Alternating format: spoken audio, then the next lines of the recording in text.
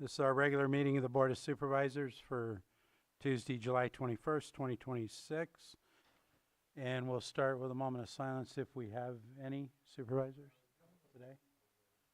Not seeing any. Supervisor Crandall, would you lead us in the Pledge of Allegiance?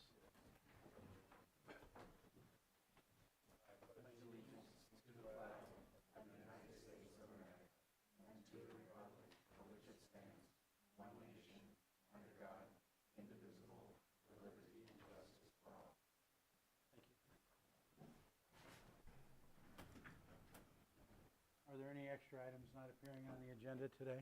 No, there are not, Chair. Thank you. And we'll move on to approval of the consent agenda. I already have, we're going to be pulling item 5.10 and 5.16. Are there anything further from supervisors? 5.10 and 5.16.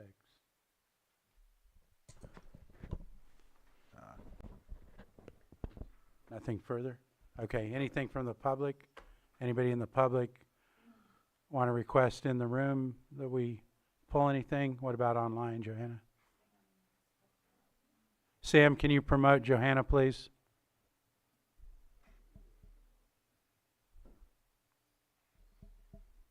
What I do notice is that in the ask to pull 5.10, they ask that we see it after the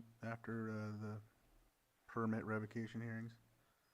Correct, which those are actually going to be pulled too when we Okay. get, there's going to be a request to remove those. Okay.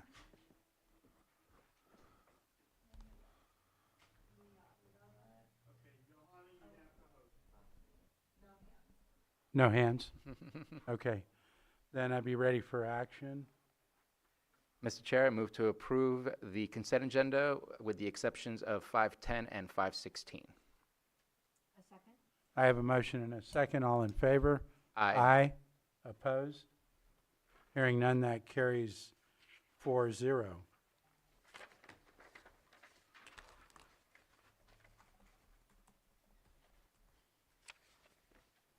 And next, we're going to move on to our public comment. We'll start in the room for anybody wishing to speak. And if you could state your name, and you'll have 3 minutes. Hello, my name is Justin Quayle. I come here to talk about transparency and honesty. Last week you said that community development is not private investigators, but that's not true. All the emails I've sent to you, and I also sent, and it's very sad to watch, the dishonesty and the lying to you guys. I mean, the emails prove that community development is completely becoming police, sheriffs. They're making their own determinations. They're making their own.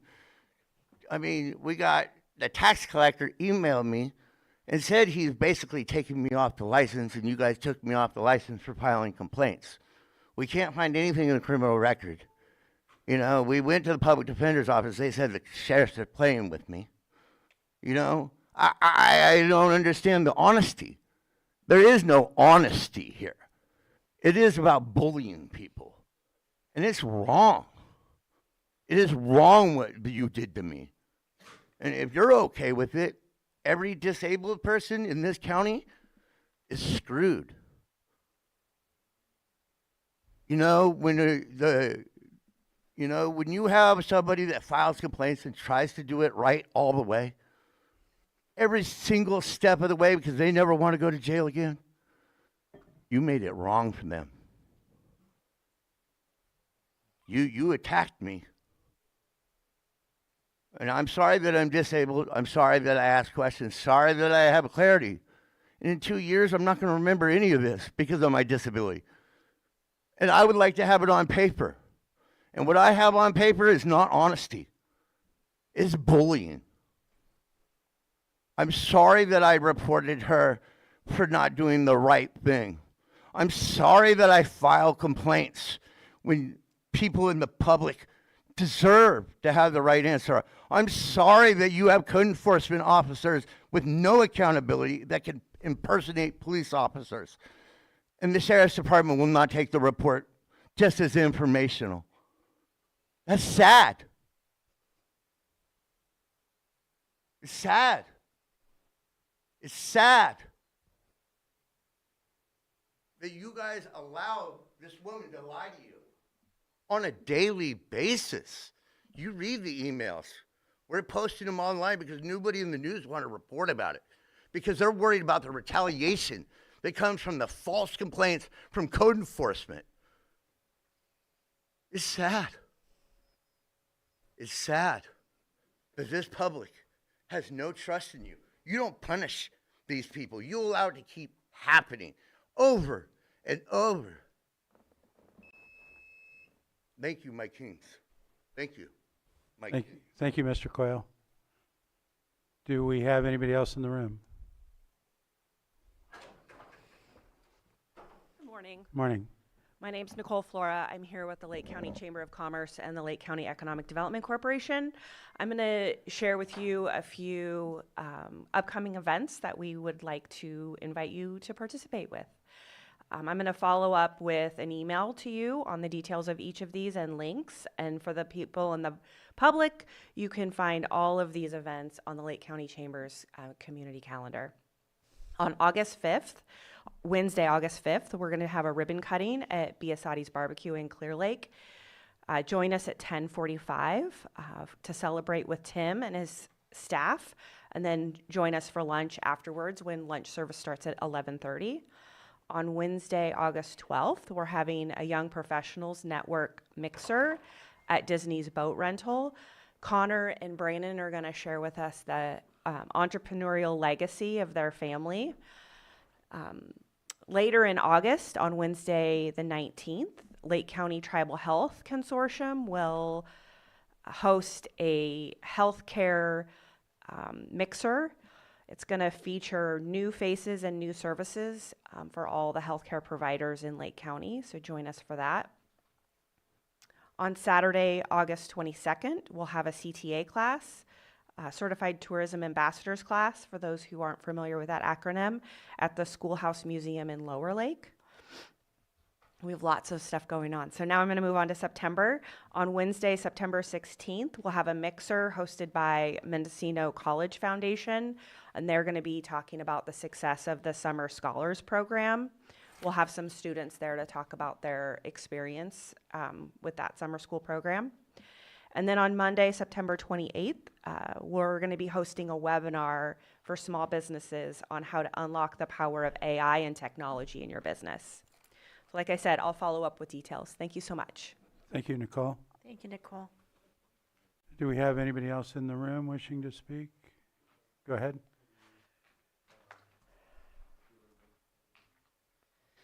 Good morning. My name is Maya Lynn, speaking for the Save Our Shelter. Hoping that we'll receive some information from our board very soon.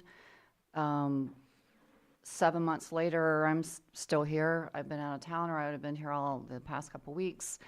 As you know, everybody is still begrudgingly paying their extra taxes, and didn't have time to print them, but not really bullying letters, because they're just stating the fact that you must pay these fees, or you have 30 days and you can receive a notice, or 60 days, I don't remember which it is. But a lot of people do not want to pay their pass-through fees. They don't want to pay their mailing fees. They don't want to pay the portal to pay their rent, because nobody uses a portal. And it's just little tits and tats that the corporation Caritas is using to not have on their profit and loss statement, I guess they'll have it on there, but we're paying it. And so people have been taking that off their rent, and they're receiving notices that, they must pay it. Or, they'll have to obviously face the consequences because we're supposed to pay it. So anyway, people are struggling. They're trying to move. They're getting their daughters to pay for their fences that the Caritas should be paying for. We're paying for infrastructure. I don't know who's responsible for finally getting Lakeshore Boulevard up to Robin Hill paved or worked on a little bit, but thank goodness that's happening, and Robin Hill got paved according to a man from the Avenues who works from the county, from what I gathered. But anyway, as we continue back into the very last little mobile home park where the potholes are ankle high deep, There's no chance of those getting paved until we pay for them, the people who live there, because Caritas isn't going to do it. And it's private property. So we continue with bad streets, potholes, and people are afraid to say anything because they know we're going to get more pass-through fees. They asked me to please just stop. They don't want me to talk. They just say, well, just Maya, just stop. You know, it's time for action. We're waiting, and there's just no end in sight. We received, I sent that to you, another 2% increase, of course, which we knew we would get with the CPI. That starts in October. That letter's already been received. I'm sure they would have done more, but obviously they know this is all going on, so they're not going to go above what's probably going to be the CPI. We still, though, have received, I can't even keep track, what, 18% in the past year increase? And I know it keeps going back and forth between council and you guys, but as it is, people are still suffering, they're waiting, and we don't see any, so far, end in sight. People are contacting me saying the lady who can't sell her house in Upper Lake, what's happening? And I don't know, because I did email or text the two ad hoc committee members and asked an update when I was in New York, but I haven't heard anything. So we ask you to please let us know what's going on. Thank you. Thank you. Do we have anyone else in the room? Yes, come forward and state your name. You'll have 3 minutes. Joanne Marie Sugar Morris. I live on Old Spruce Grove Road, and we sold our ranch to John Brosnan about 10 years ago, and we were told that there was going to be a few marijuana plants because we had a meeting with him. Hang on 1 second. Is this regarding the item that's on the agenda today? I don't know. I've never done this before, so yeah, I believe it is. Okay, because there's an item on the agenda related to a revocation Yes. on a, Do I wait till? yes, Okay, sorry. yes. I didn't know. Okay, Yeah, thank you. thank you. Yeah. This is for comments on anything that's not on the agenda, just for awareness. No, it's okay. Do we have anyone else in the room? Anyone online, Johanna? Zoom user 2, please state your name. You'll have 3 minutes.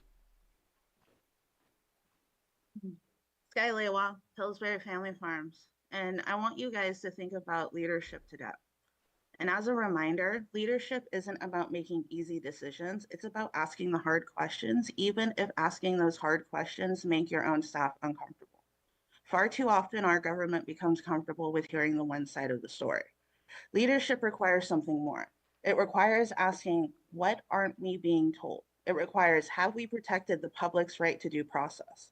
It requires asking, if this decision were made against me personally, would I believe that this process was fair? Those are the uncomfortable questions that you need to ask yourselves. Every county employee should expect their work to withstand public scrutiny, whether it's in their emails, reports, recommendations, or to remember that their decisions are public records and they belong to the people. Sometimes what is said in this room does not always match what is written in emails behind the scenes, and it's not an accusation.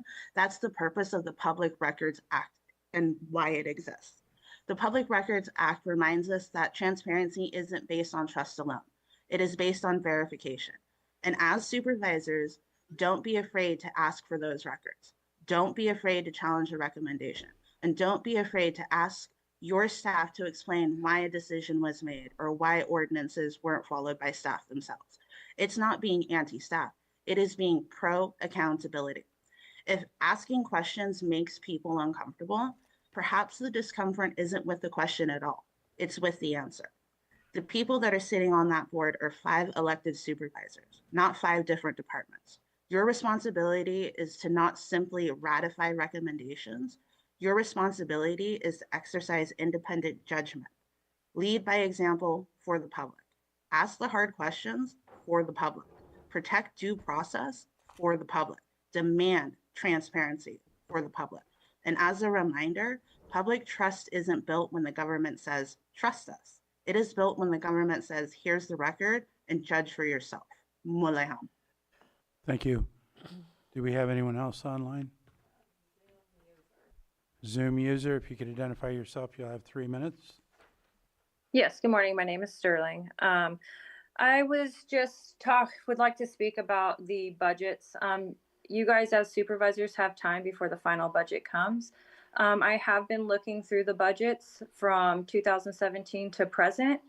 I am looking to understand why the looming deficits that we are looking forward or looking in the future at is when did they arise? When did the county administrators or who handles those budgets seen this coming? By going through all those budgets within the last few years, the PERS have gone up tremendously. I have been doing analysis and putting it together through department to department. And the administrative department itself has gone from, I believe, 7 employees to 13, which are all higher paying employees. So those are the things that, as a public, where our general fund comes from is our taxes, I would prefer that stuff like that get looked into and understand it more before we approve the budgets that are coming up, I believe, in September or October. I could have that wrong. You guys can correct me. But these are things that I think that we should definitely be looking into, because in the outlook is in 27, 28 is a $12 million deficit. And then again, like I've expressed, 30, 31 is looking at 71 million. So this is something we can look into. And if PERS are too high, then maybe it's time to change PERS. When we have the higher freeze, I was watching one of the Scotts Valley community meeting, and they're talking about how Public Works is hiring more people. It's going to get the job done faster. But where's all this funding's coming from when we are looking at major deficits? So please, as board members, please look into this. You have time to go through it. I'm just a community member, and I'm taking my time and I'm going through each one of those budgets and looking at where the cost have increased, if the cost is legible. And in there, it keeps saying with inflation for the cost of those PERS per the cost of people's living is substantially higher than what people are living off of. So please look into that. And then I also want to clear the record for the tree mortality. I was told that it was only been studied in 2022. I was referencing when Governor Jerry Brown had started this, and they have been doing it in Northern California since 2015. Also, I want to thank them for getting back with my Public Records Act, but they still didn't answer all my questions.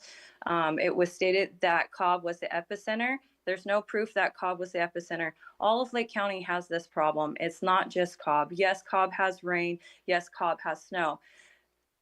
Live trees fall during the wintertime on Cobb due to snow. So they're going to have a problem with trees falling down during the wintertime no matter what. So just to clarify for the record, Thank you, Sterling. That was your timer. Do we have anyone else? No other hands? I'm going to close public comment and bring back to our next item, which will be our 903 item, Pet of the Week.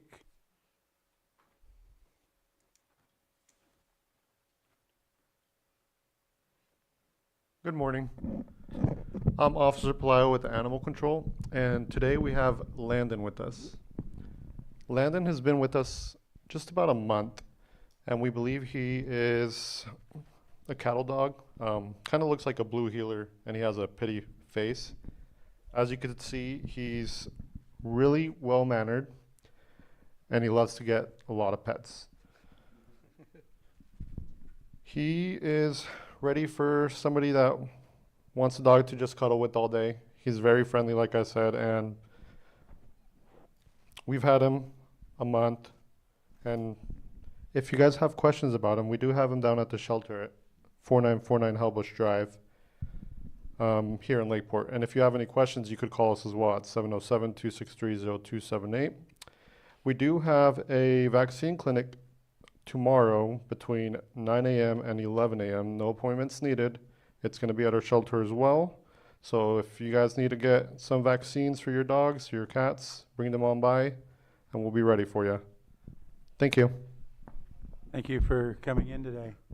Anybody have any questions or comments? Thank you, guys. Thank you.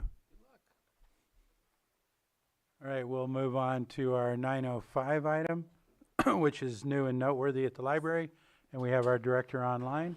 I'll turn it over to you, Mr. Beach. Thank you. So Christopher Veach, County Librarian. Thank you for giving me just a few minutes to talk about what's new and noteworthy at the library. This month, I want to highlight the nonfiction title, This Land is Your Land, A Road Trip Through U.S. History by Beverly Gage, which is on our displays for the America 250 celebration. Beverly Gage is a historian and professor of American history at Yale.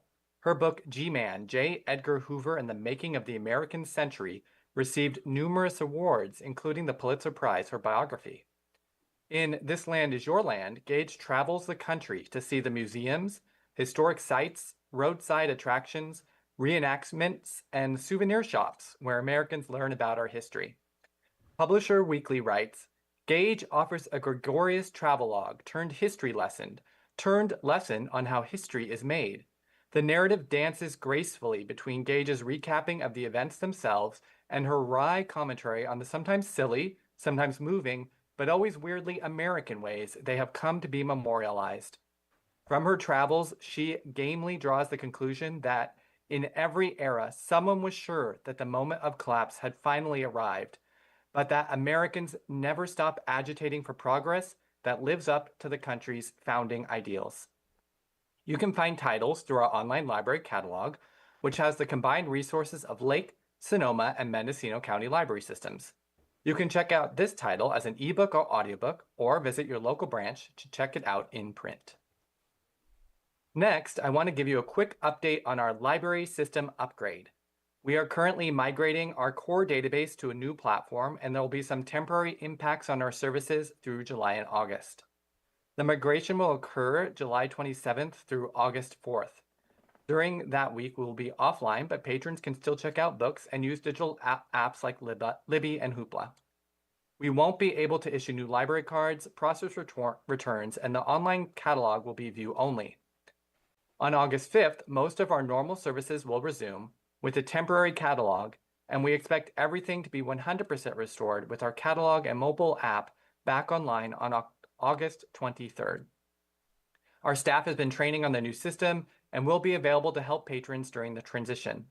We really appreciate everyone's patience as we complete the system upgrade. And you can learn more about our library system at our website at library.lakecountyca.gov, or of course, come visit your local library branch in Lakeport, Clear Lake, Middletown, Upper Lake, or on the Bookmobile. Thanks again for listening to what's new and noteworthy at the library. Thank you, Mr. Veach. Any comments from board members? Not seeing any public comment?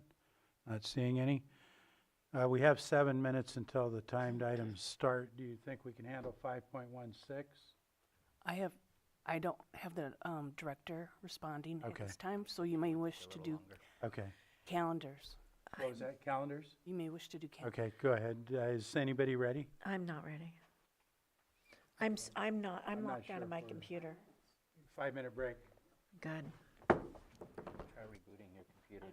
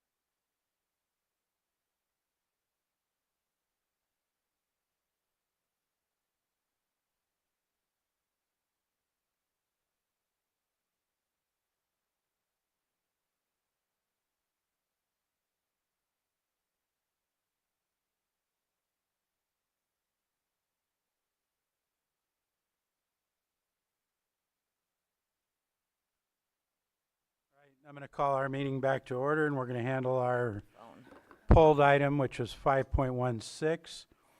And we'll be setting as the Lake County Sanitation District Board of Directors for this item. And it is to approve amendment number 2 between the Lake County Sanitation District, Lake Osan, Northwest Wastewater Treatment Plant, and Clear Lake Oaks County Water District for the acceptance of effluent for 25 years and authorize the chair to sign. I believe Supervisor Sabate requested the discussion, so I want to give you an opportunity to start, if you would. Yes, we, 3 months ago, did a new 25-year agreement between Calpine and Lake Osan. And here we are doing something similar with Clear Lake Oaks County Water District. I have concerns that there are no financials when there is the potential for financials.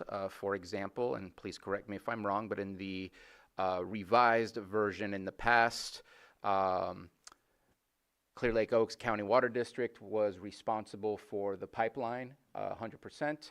And now there is a nuance between a minor repair and a major repair, which could lead to Lake Osan having to put in some funding. I'd like to have a breakdown of who in Lake Osan is responsible for that. Is that Northwest? Is that Southeast? Is that a conglomerate and it's a shared thing? Because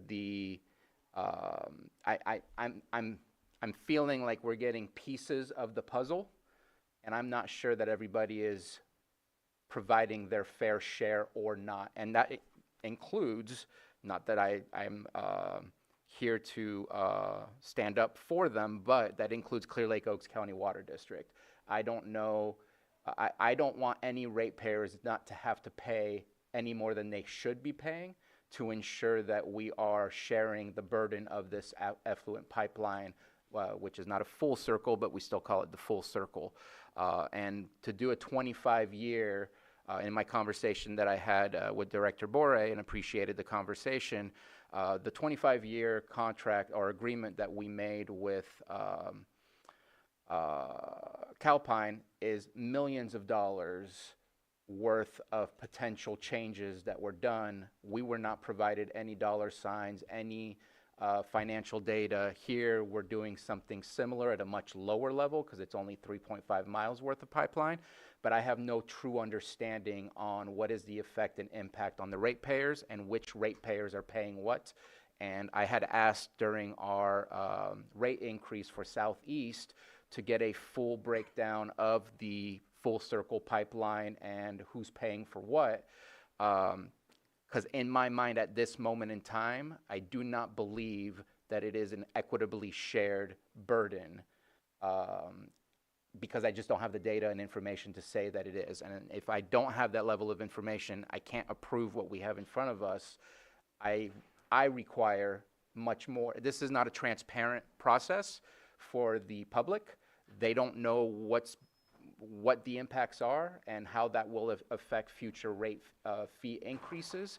And I would like to have more information to be able to say, I am confident with the information that we have, that this is the correct changes that we need to make. But to approve this on a 25-year basis without any understanding of what the financial impacts, I think is just not fiscally responsible on our end to move forward. As I also had stated for the Calpine, it could be the right agreement. I think we need to have an agreement, but we need to have more information to say that this is the right agreement. Okay.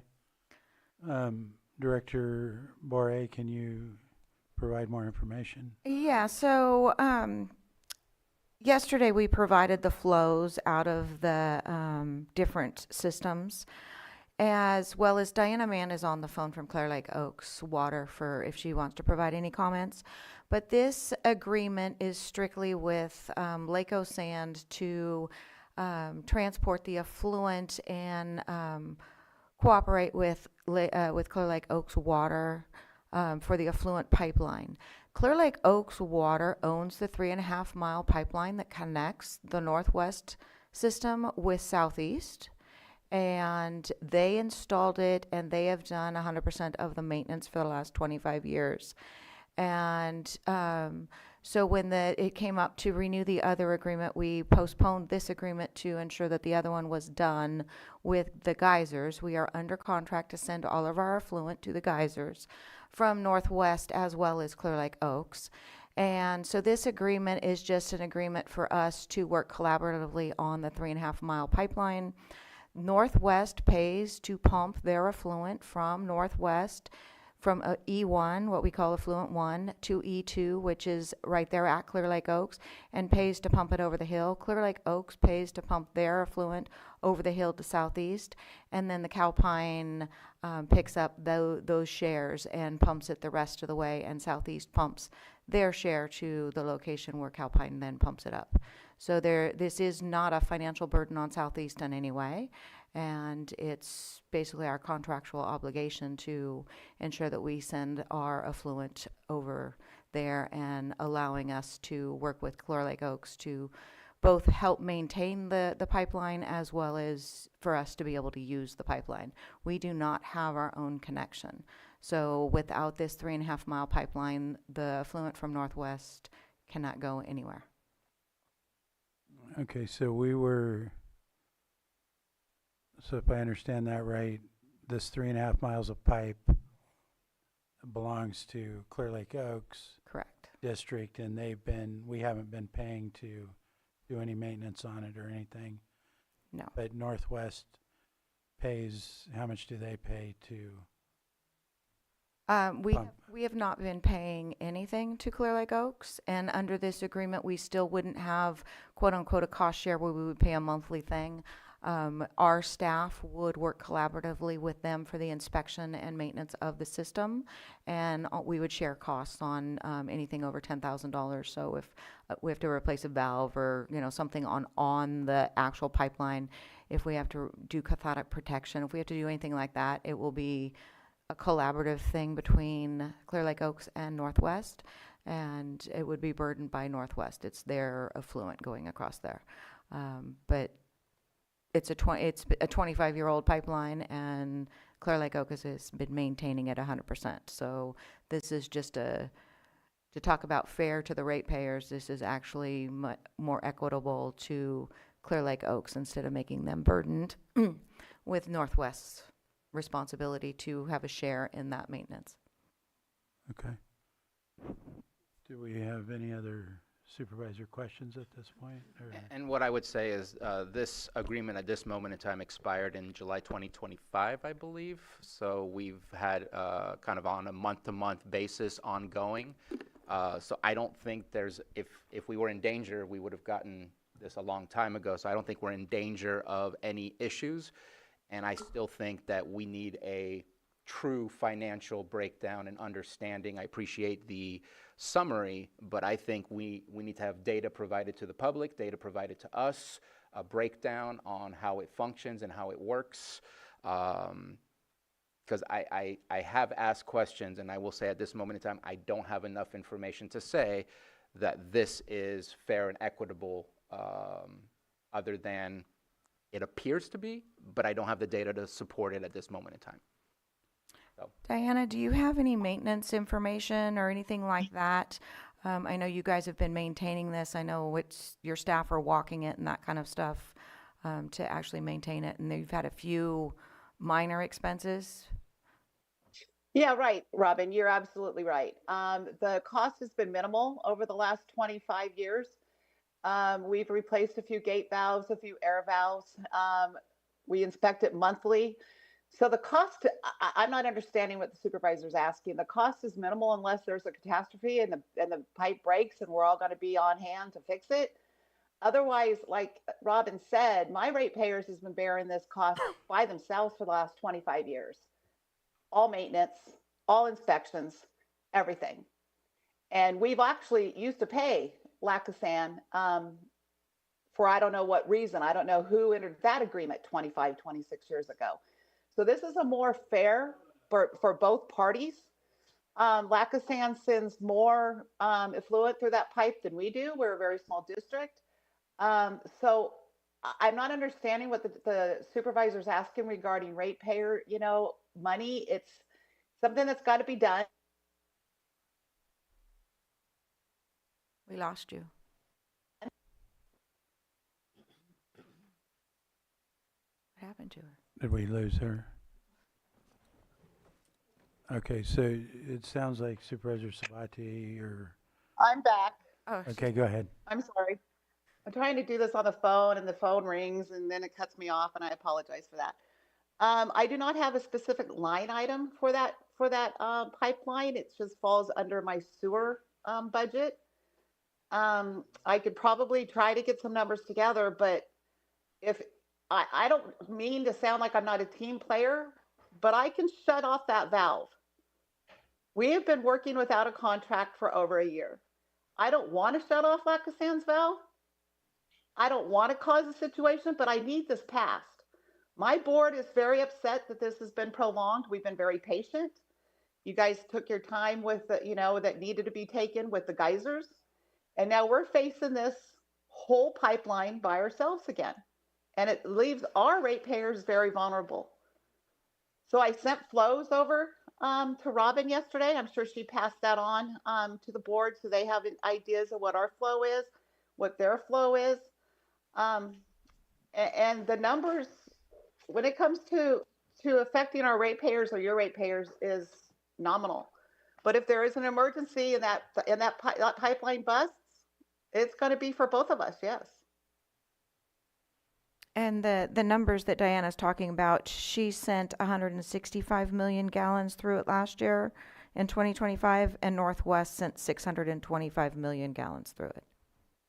And we paid for all that pumping. So to be fair, I'm just asking for a major repair cost of over $10,000. I do want to work with Robin's staff, teach them. I don't even believe the Lackasan staff's even really worked on that pipeline, so I want to bring them in, educate them on how that pipeline is inspected every month, show them where the vaults are, show them where the gate valves are, and educate the Lackasan staff more than they have been in the past because it's been strictly solely ran by us. Okay, thank you. So she said she could possibly get some more numbers together. Is there like a capital improvement plan for that pipeline? Or like we know what?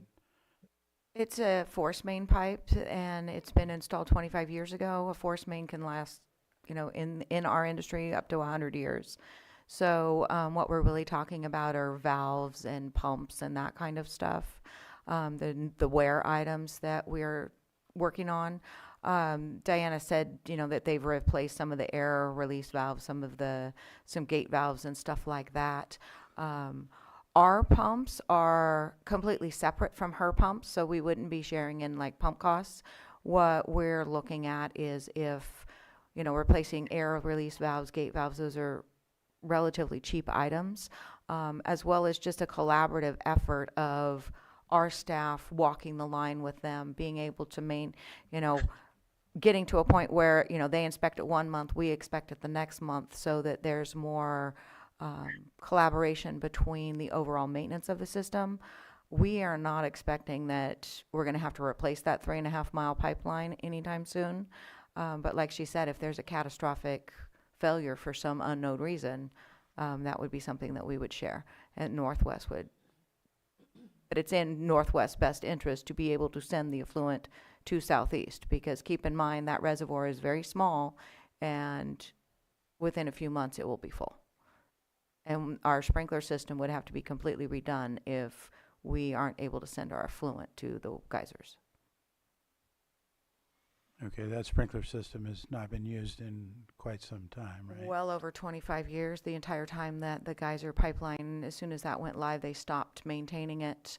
It's in complete disarray. The pump stations don't work, as well as the sprinkler lines and stuff have not been maintained, so they would all have to be replaced. Okay. Supervisor Sabati? Yeah, I appreciate Ms. Mann's comments. I think that shutting off a valve would put both of us in jeopardy, because I doubt they have the infrastructure either to be able to deal with the effluent that they have to deal with. I'm just thinking, in 25 years, we're talking millions of potential dollars, and there's been no financial conversation. That's all I'm asking. It's just, I'm not saying I want to shut anything off. I just want to make sure that we have an understanding and the public has an understanding, because we are signing 25-year agreements with no understanding whatsoever other than it feels good, it sounds right, and that's not enough for me to be able to say yes today. I don't want to say no. I just think that we are moving forward with a complete lack of information, and it's the second time, and I'm going to do the same thing I did last time, which last time I messed up and I had to ask to retract. But I can't approve something without the full information, and this lacks dollar signs in our memo, dollar signs in the agreement, and it adds a potential catastrophic situation where we do have to pay for things and no analysis of what that potential could cost and how it's going to be paid for. So I just think that we need to do better, and I don't want to be held with a gun to my head that I have to approve something today because it's taken so long. That's not where we make the best decisions. Supervisor Crandall. I have what I need to move forward, so if, What was that? I have what I need to move forward, so, I mean, I've heard Supervisor Sabatier say the same thing twice, and I get it, I know where he stands. It doesn't change the outcome of where I stand with it, so if we want to move forward, I'm ready. If we want to push it until later, and that's the will of the board, we can do that too. So I would like to add that the renegotiation of the Geyser agreement that we recently have passed was a $7 million increase to Lake Sand, with that additional contribution from the Calpine and NCPA side of things, where they picked up additional costs, and they are contributing $100,000 a year for the maintenance of Northwest Pipeline through all the way to Southeast. So that's where we're expecting, if we have any additional expenses associated with this pipeline, that there is that offset already. And like I said, it was a $7 million positive for the last contract that we just did with Calpine. Or 7 million, sorry. So what, to address Supervisor Sabatier's concern, what would it take to bring back more financial information? I'm not hearing that Diana really has more financial information. It's been minimal expense for the actual maintenance. We're talking, the main portion of this maintenance is going to be staff time, which is already contributed to the different districts to maintain the system. So we aren't expecting that we're going to have to replace a 3.5 mile pipeline. We have a far larger pipeline from Northwest to Clear Lake Oaks. And Okay. Did Supervisor Owen have, go ahead.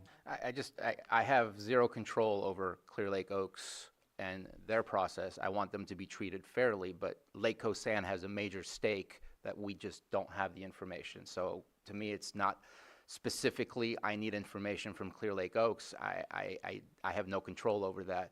It's the better understanding of Lake Sand, what the costs are.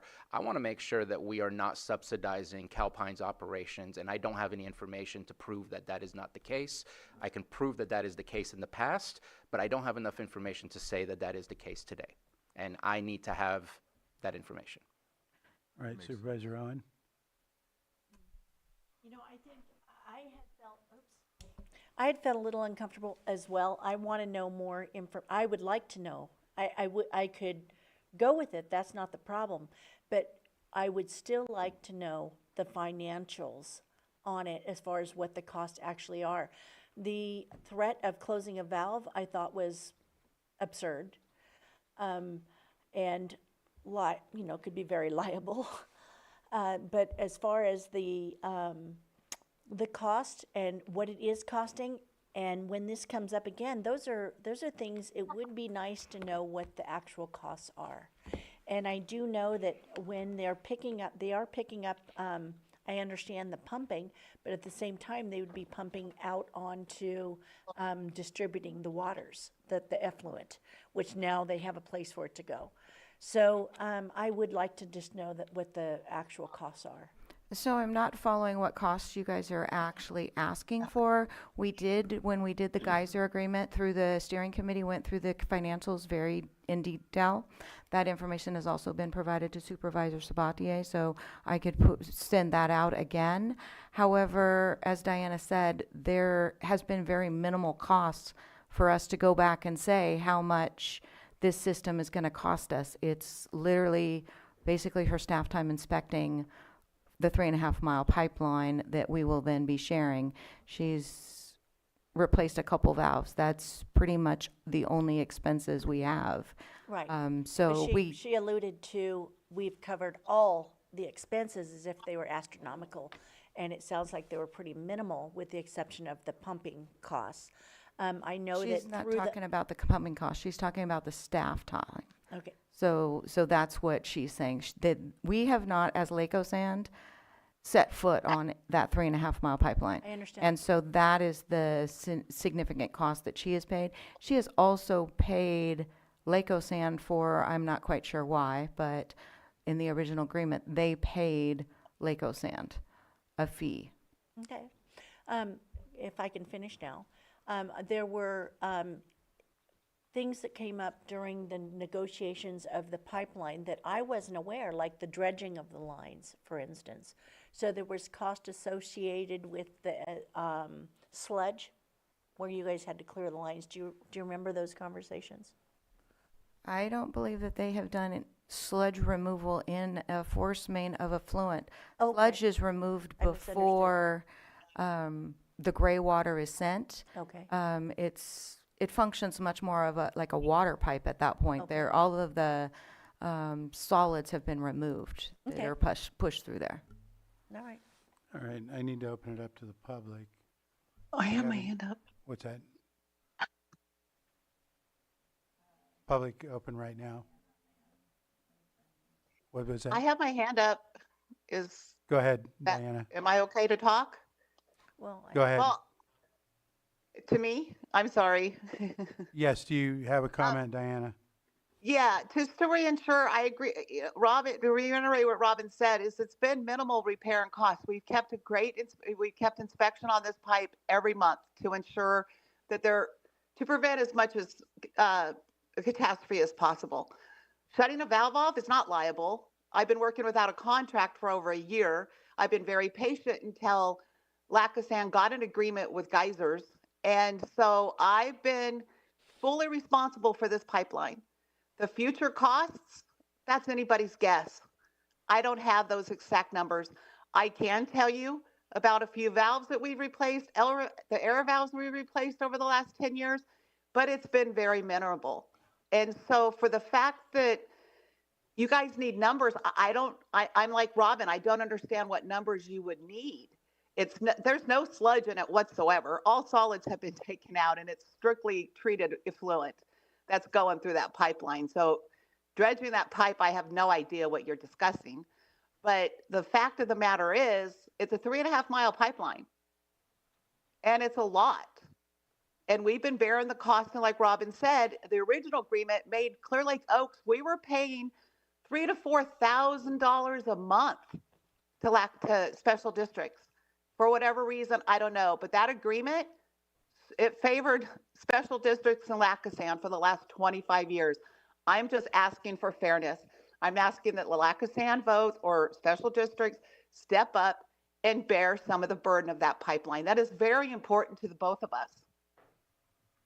Okay, thank you. In the room?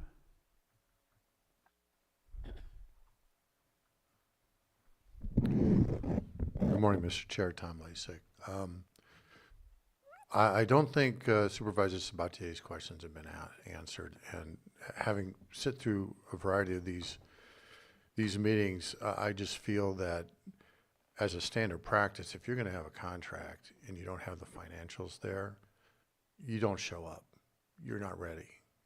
And I just see this happening not just with the Board of Supervisors, I know you're acting as directors for this situation, but over and over and over again, people say, well, just trust me, you know, it's going to be fine.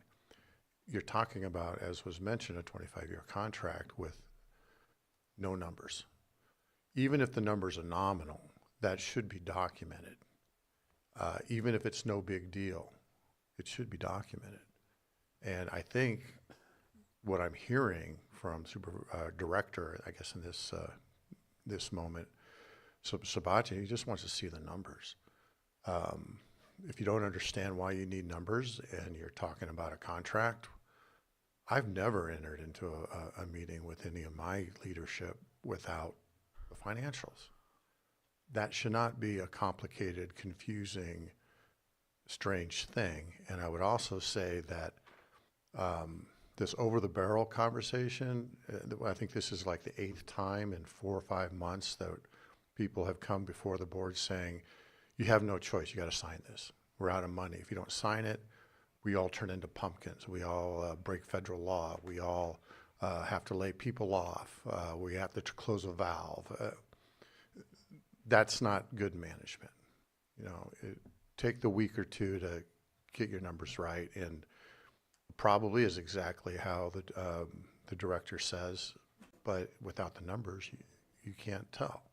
And it should be a standard practice that any director that comes before you with a contract of any length has the numbers and the risks and all of those things laid out so you can make a fully informed decision. Thank you. Thank you. Did you want to go next? Can I respond to that? No, not right. Hang on one second. I'll wait till. You'll wait? Okay. Yeah. I just wanted to point out that in the staff report, we did talk about the expenses, and all operation and expenses and maintenance expenses are already approved in our existing budget, and we do not expect that we need any additional funding over and above what's already approved in the Lake Osand Northwest budget. Okay, thank you. Was there anyone else in the room? No, not seeing anyone online?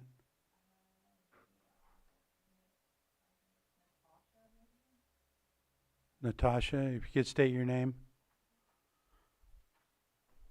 Good morning, Natasha Sokolowski. Go ahead. I just wanted to add a comment that I agree with the previous speaker and also with Supervisor Sabatier on this requesting of more numbers for allocation purposes. And I think it affects everyone in the county. So I definitely think requesting that information is the most professional and best practice that he could possibly do for every citizen here in this county. And that's all I have to say. Thank you. Thank you. Anyone else? I'll close public comment, bring it back to the board. Supervisor Crandall. Yes, and I respect Supervisor Sabatier's request. It makes sense, you know, in consistency with the things that he's asked for. These are the type of things that you asked for. So I'm not upset about it or trying to, what I don't really appreciate is a lot of comments from the public that conflate, this is a specific situation. Not all situations are the same. So there's a lot of conflation on, you know, transparency and all these things. This situation has been outstanding for a year. This group has been waiting for a year as well. So one can say the same thing about the same dynamic. So that's why I'm in the position to move forward. They've already explained to me the costs, the nominal costs. I do understand the need for other costs to make sure that we're not supplementing or giving Calpine a lot more, you know, what's the word you used? I think it was subsidizing them. So I understand that, but I'm at the point where I don't feel over the barrel. I don't appreciate the comment that was made. I think that was a little out there, but I know that there's a worry there by the person. So I don't feel like I'm over a barrel. I don't think there's going to be no pumpkins or anything like that I'm going to turn into. I just know that this has been an outstanding issue, and I have no issue with it. So. All right. Supervisor. I just want to make one final comment. I don't mean to confuse my comments in the sense that my concerns of financials are between Clear Lake Oaks and Lake Osand. My concern about the financials is just the effluent pipeline as a whole and how it is split down and shared. I'll just share with you quickly. If you start at Northwest and you end up at the geysers, I feel Northwest should be paying for that pipeline down to Clear Lake Oaks, sharing the burden equitably depending on the amount of gallons from Clear Lake Oaks to Southeast, then sharing with Southeast equitably based on the gallons all the way out to the geysers. That's not the way that I'm understanding the system works. And so I want to have yes, I have received some financials. The public has not received financials. Financials were provided to a steering committee, but not to the board or the public. I just want to have a public conversation to better understand and be transparent as to how does the full circle effluent pipeline break down in costs and who is bearing that cost. And that's it. And until I have that understanding, I can't approve changing or amending an agreement without that level of understanding. It's not personal to Clear Lake Oaks. It's just if we're making changes, I'm making changes to something I don't understand. So I'll stop there and ready to do whatever the board chooses to do. So, the agreement with Calpine and NCPA, what the geyser agreement that we have, that's a already passed agreement for the next 25 years with the set amount of how the expenses are going to be split. They are going to contribute $100,000 to the Northwest system for their share of the expenses from Northwest to Clear Lake Oaks over to the Southeast for the Northwest side. And then they're paying for all of the lips, so that's the lake intake structure, so they're paying 100% of that.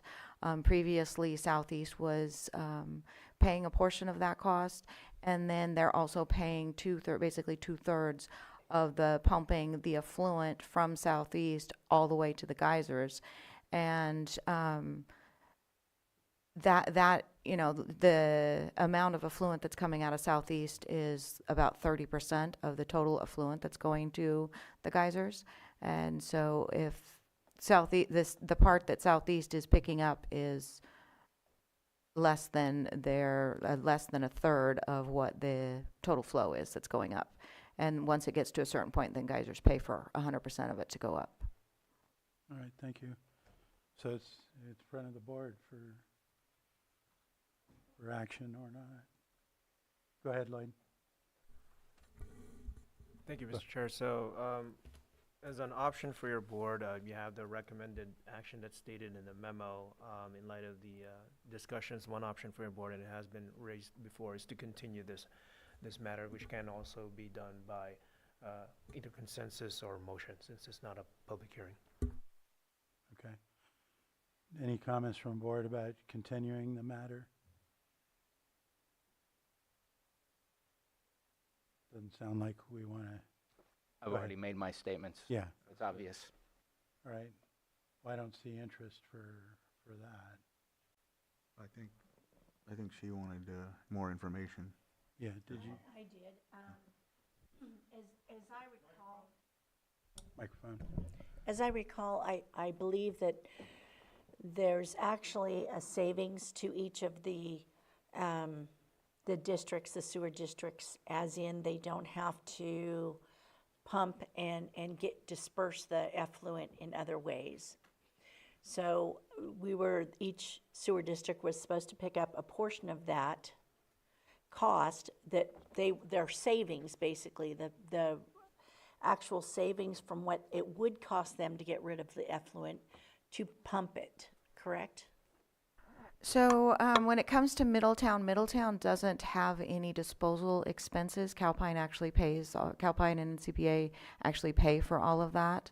Mm-hmm. The other areas, the disposal cost would be if we had to completely redo the sprinklers. Mm-hmm. However, the problem with the sprinkler system is in the winter, we can't sprinkle the effluent and run out of space and run the risk of spilling the reservoirs. So there was a kind of an analysis, but nobody's used the sprinklers for 25 years. Right. So there is a cost of that's borne by each district that they need to pay to dispose of their effluent. That's right. This That's is an extremely cost-effective way of doing this, and a lot of those costs are offset by the geysers. That's right. That's exactly, thank you for articulating that. So there is a cost to each of the sewer districts, but it's less than what it would be if they had to dispose of it in other ways. So I would prefer to come back with some ideas of what those costs are, just to feel better Well, on the effluent pipeline. I think we're gonna have to do something like that because it may not pass today. Yeah, It's probably not gonna pass today, so I would say that at this point, I would say we need to put some numbers together and come back with another presentation. So are you asking for the geyser agreement numbers or just the ones that pertain to this agreement?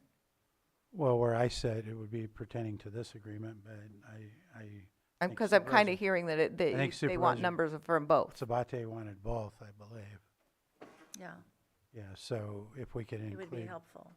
include those numbers that we already should have. And you know, this is the first time this has came before us, so, it being a year out, that's not something I was aware of, but now we are, and we don't want to hold it up, it's just we would like to have some numbers. So it sounds like, then I think we'd need a motion to or consensus, we can do that, correct? Yep. Okay. So, sounds like we'll have consensus to continue or move this item, bring it back with numbers for this specific agreement, as well as a review of numbers for the whole geyser system, correct? Did you have And I anything don't know if you could include on, I mean, I know it'd be kind of a shot in the dark, but the estimated savings would also be beneficial. What the cost would be if we had to disperse of it without the pipeline. That's one of the things that I think we had talked about a little bit, but I don't remember getting the numbers when we were in the geyser negotiations. Yeah, I mean, we can come up with an estimate of what it would cost to put the sprinkler system back, but I don't know how I'm going to quantify the amount of effluent that we aren't going to Right. be able to discharge, so I don't know how to know that there's a quantify. big- it'd just be nice for the public to see that this is a savings, this is a benefit. Because then there's the added issue of in the wintertime, when we get a lot of rain and we cannot get rid of the effluent, and that was one of the major reasons this line was put in the first place. All right. Yeah, I'll Supervisors- talk to the engineer, maybe they'll have to expand the reservoir or something. Okay, thank you. Supervisor Sabatier? I would like to suggest, and I apologize for maybe the strict timeline. I'm trying not to be too strict, but if we can get it back in less than 30 days, I know that Ms. Mann is waiting for us to move forward, and I don't want this to go on and on and on. I agree with her that we shouldn't have a contract as important as this that has gone over more than a year since it's expired. So I appreciate where she is coming from and the frustration that her district is potentially feeling because we have a expired contract at this moment in time. So I would like to see if we can return with those financial numbers in less than 30 days. Okay. No more- Director, No more than 30 days. Director Boyer, do you think that's possible? I will have to check with the engineer on the cost estimates and stuff like that, but we can shoot for that. Let's shoot for that. Okay. All right, then I think we're concluded at this point. Thank you. Yeah, okay. Thank you.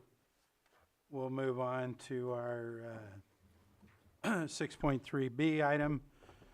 This is a 9:30 item, addendum, consideration of donation from Calpine Corporation for America 250 Drone Show.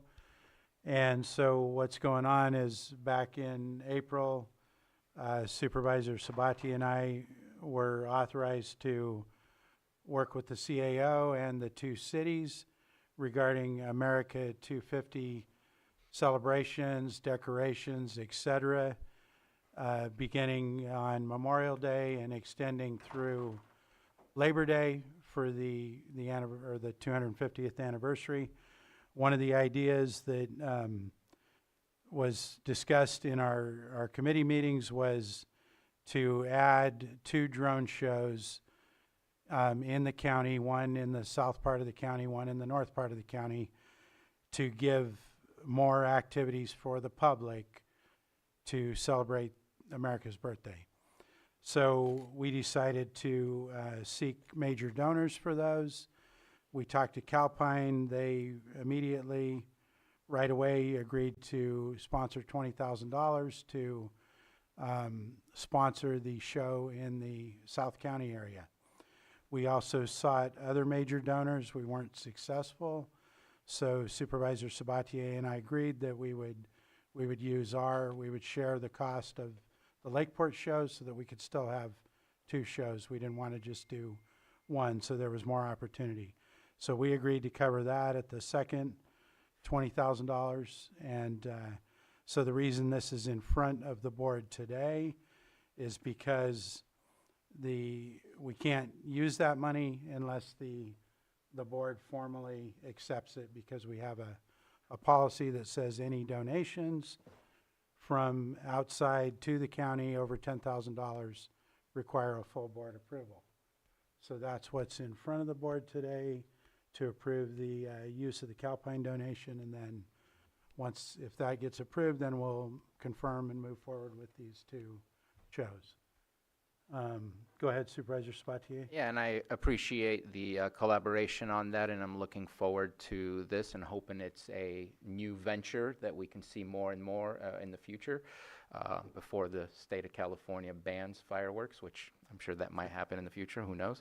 But August 8th is the slated day for the City of Clear Lake's drone show. That will be after a concert that is already arranged for that time. I'm not sure if there is a specific date for the second show at this moment. I'll address that. The second show is going to be, or the other show will be August 7th. There's a little complexity that's going to be figured out by noon today, and that's whether or not the show in Lakeport can happen at Library Park because of the tree cover and the drone companies not wanting to put all the drones over water. So that's being figured out, and it could be in a parking lot north of Library Park, or it could be at Hobotton Park. We're going to have that confirmed by noon today, but it'll definitely be on August 7th, because it's one company. They're going to come up here and spend 2 days to do these. So and the times will be at dark time, just like the fireworks. I don't know the exact, but the county will be putting out a collaborative press release today after the Lakeport location is finalized. So hopefully that covers the rest of it. And unless there's questions from the board, I'll open it to the public for any comments or discussion. I'm not seeing any in the room. Yes, Mr. Mockel, our PIO. Good morning, Supervisor Trevor Mokel, Administrative Analyst. We are grateful for Calpine's support of these historic events.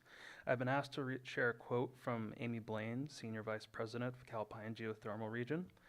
Lake County has been the home of the geysers for generations, so we are proud to support an event that brings neighbors, families, and friends together to celebrate in a safe, innovative way while fostering connections and making our community strong.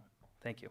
Thank you, and I appreciate that offer of further information from Calpine. We definitely do appreciate all the support that they provide in the county. Was there anyone online, Joe? No. Okay. I'll close public comment and bring it back to the board for action. Mr. Chair, I move to approve the donation from Calpine Corporation for the America 250 drone show with the $20,000 donation provided. Second. I have a motion and a second. All in favor? Aye. Aye. Opposed? Hearing none, that carries 4-0. Thank you. And next we will move on to our 10 a.m. 6.4 item. Public hearing continued from June 23rd, June 2nd, May 19th, and April 28th, 2026. Consideration of a resolution approving resolutions submitted by Lake County fire agencies and making findings, and requesting the County of Lake to implement fire mitigation fees with the automatic inflation pursuant to Lake County Fire Mitigation Fee Ordinance. And Supervisor Sabatier is going to introduce this item. Thank you very much, Chair. So every year since 2024, I believe, since we approved of all of the Nexus studies that the fire districts had done, they have the ability to increase their fees based on an engineering, building engineering rule. I don't have the exact lingo in mind at this moment. So this is not based on CPI. This is based on building construction cost increases on a year-to-year basis. This year it has gone up, or in the past year, it has gone up 4.3376%. And so all of the fire districts took their last base year, added that percentage to it. They also have a administrative surcharge of 2% that they added to that amount. And so you see all of the resolutions that were passed by all of our fire districts. Do want to highlight one that we accidentally uploaded a previous resolution. I've created some confusion where I've made a request to change some of the numbers. The numbers were not either off by a penny, off by 2 pennies, and so on and so forth. I want to make sure that we're not charging more than we are allowed to charge, but I also want to make sure that the fire districts are maximizing what they're able to charge. And so we were able to get all the correct ones, but in that confusion, we did put in the original May 20th instead of the July or June 17th one for Kelseyville. And so the numbers that you see up above, where the base year was $1.49 in 25-26, the auto annual inflation is 0.06 when you add the 4.3376%. Overall giving a new base fee for 26-27 of $1.55 per square foot. You add the 2% administrative surcharge, which is 3 cents, and you get a total fee amount for 26-27 of $1.58. Just wanted to highlight that change. That is not a change that we are amending. That is based on the last approved resolution that Kelseyville has done. That changes nothing in the resolution that we will be approving because it still is calling the correct title of Thank the you. resolution that was passed. Thank you. Any Hopefully questions? that Board member? clarifies. Thank you. Any board member questions? I just want to mention one that I had a public question about, and that was the automatic annual inflation rate, and how that's figured out is because of it's called the Engineering News Record Building Cost Index 20 City Average, which, if I'm not mistaken, is somewhere out of the Bay Area that this is figured out, and they come up with that inflation rate that is used by the fire districts here. So I just wanted to mention that. Go ahead. And just last thing, that information is public. Anybody can find that online in order to make sure that we are using the correct percentage. And I do want to thank everyone's patience with me, and especially Carolyn Purdy for her patience as she's dealt with me dealing with these numbers since we started this process. So thankful. And Caroline's here. Did she want to say anything? No. Okay. All right. Then I think we can open it to the public. Do we have anyone in the room? Not seeing any? Anyone online? Not seeing any. I'll close public comment and bring it back to the board for action. Mr. Chair, I offer the resolution. The resolution's been offered. Supervisor Owen? Aye. Supervisor Sabatier? Aye. Supervisor Crandall? Yes. And Supervisor Rasmussen? Aye. That carries 4-0. And next, we will move on to our 6.5, which is a 10:05 item, a public hearing, consideration of recommendation of revocation of major use permit UP 19-48. The permittee is Kenneth Pacheco, authorizing commercial cannabis activity of up to 87,120 square feet of canopy area and up to an additional 25 mature plants located at 1756 Augulin Canyon Road in Clear Lake with an APN number 010-055-46.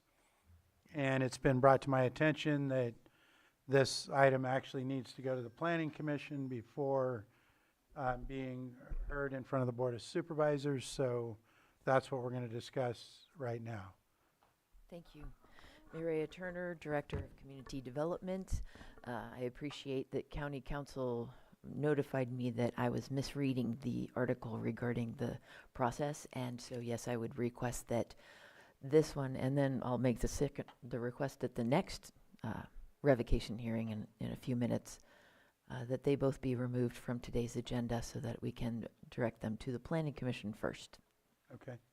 Thank you. And I did get, just for the record, several questions from the public about why was this in front of the board and not at the Planning Commission. And I did read the article, I believe it's Article 60 that discusses this.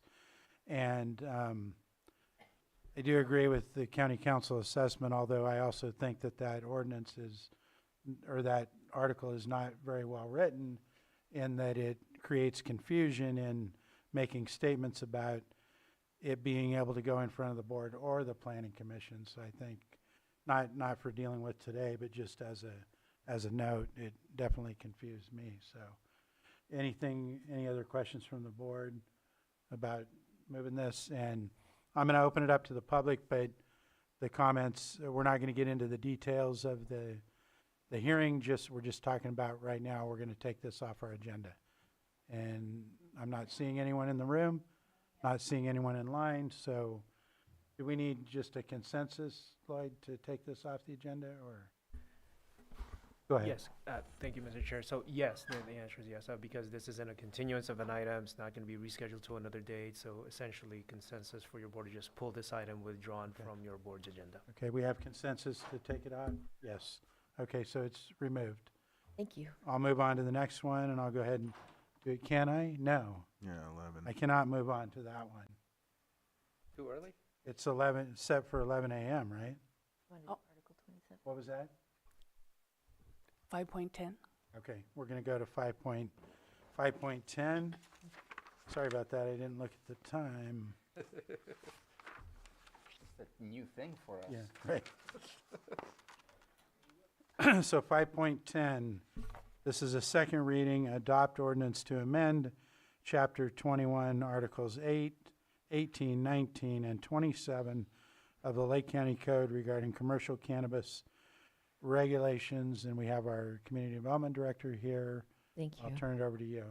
I did review the public input that requested that this item be pulled from consent. Happy to discuss those points should the board want to go over them again, because we've been talking about all those points for the last 3 years. But what I'd like to do is walk the board through a few typographical corrections, non-substantive, but just the way I originally wrote the ordinance. I had everything in parentheses because I thought that's just how you write them. But I have learned that in the existing code where there is no parentheses, you don't use that, you use a point afterwards. And so I have made those corrections to a number of these citations throughout the document. Should the board want, I can walk you through those. Okay, so do we want to go through those first? Yeah. Great. Let's do that. Okie doke. On page 5, letter C, I had an XXX just as a placeholder. I'm removing that. And the citation should read as 27.13 AT, which are in parentheses, and then 1.I. I didn't even see that XXX. Yeah, I missed it until this morning, so. Section D, item D, 27.13, parentheses AT, 1.II, point E in parentheses. Section E, 27.13, parentheses AT, 1.II, point, and then F is in parentheses. Section F, 27.13, AT is in parentheses, 1.II, point G is in parentheses, and 1 is in parentheses.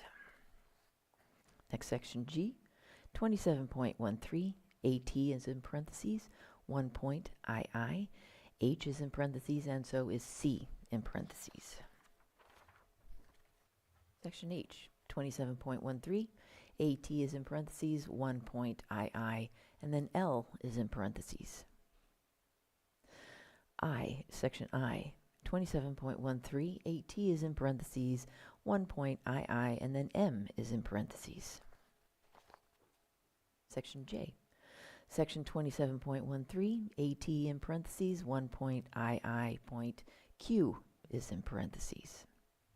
Next, section K, 27.13, AT is in parentheses, 1.II, and then R is in parentheses. And just for those watching at home, we're on page 9. Next, section L, 27.13, AT is in parentheses, 1.II, point S in parentheses. Next one, section M, 27.13, AT in parentheses, 1.II, and then T is in parentheses. Next page, section N, 27.13, AT, 1.II, point G is in parentheses. Can I interrupt and just Certainly. ask real quick? So there's no point between parentheses, AT, close parentheses, just one? There's not a point one? I think there is a point. Sorry, left that out.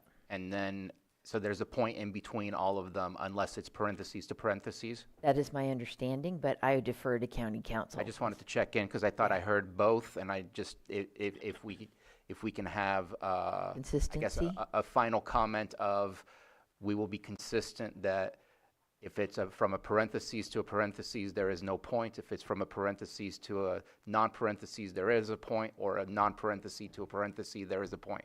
If that is the case, then I'm happy to defer to Lloyd because there is no training on how to write these things, so I defer to county council. Go ahead, County Council.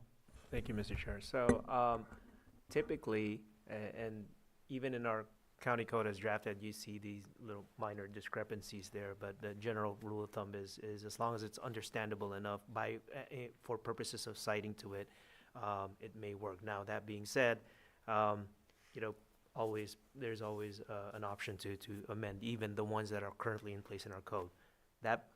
And for our purposes here, yes, typically the citations between parentheses, subsections, would not require a point in between. Typically, a citation that includes a subsection within a parentheses followed by a non-parentheses subsection would not have a point in between. However, a non-parentheses number or subsection followed by a parentheses subsection typically would have a point in between. So that's usually the general rule of thumb of citations. And I see here that for the most part it's been fairly consistent in the ordinance here.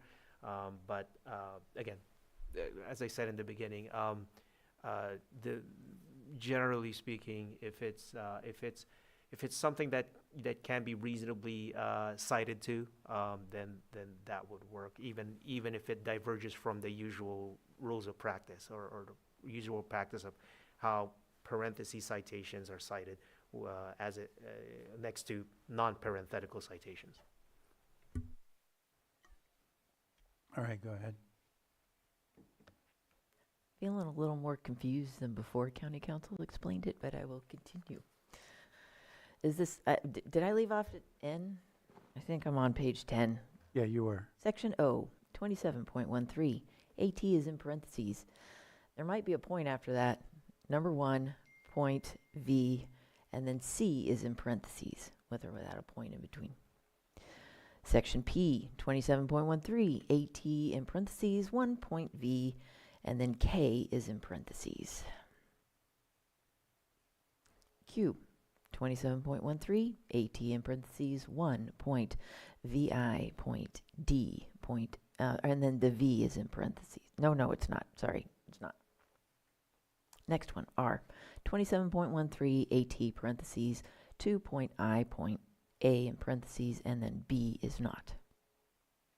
Section S, bottom of page 10, 27.13, AT is in parentheses, point 2, point I. B is in parentheses, point D is not, and then 8 is in parentheses, possibly with a point before it.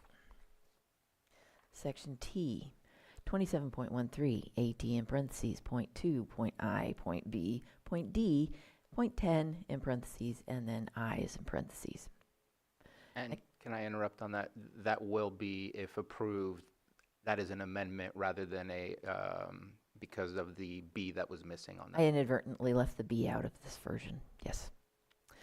Next one. But I would like to consider that a typographical error, not a substantive change, if Lloyd agrees. Section U, 27.13, AT is in parentheses, point 4, point I, and then within the text of section U, line 13 on page 12, that citation is also changed to 27.13, AT in parentheses, point 4, point I. Next section V, 27.13, AT in parentheses, point 4, point I. Section W, 27.13, AT in parentheses, point 5, point I. Next page. Section X, 27.13, AT in parentheses, point 6. Next section Y, 27.13, in parentheses is AU, and then point 4, point VI.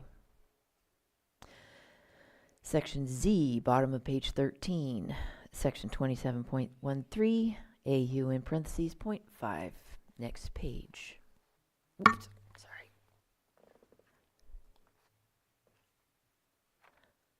AA, sorry, 27.13, AU in parentheses, point 6. BB, 27.13, AU in parentheses, point 7, point I. CC at the bottom of this page, 27.13, AU in parentheses, point 8, point I. Next page, page 15. Section DD, 27.13, AU in parentheses, point 9. Section EE, 27.13, AU in parentheses, point 28, point VII. Section FF, 27.13, AU in parentheses, point 29. GG, 27.13, AU in parentheses, point 32. Next page.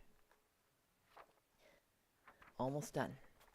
HH, section 27.13, AU in parentheses, point 33.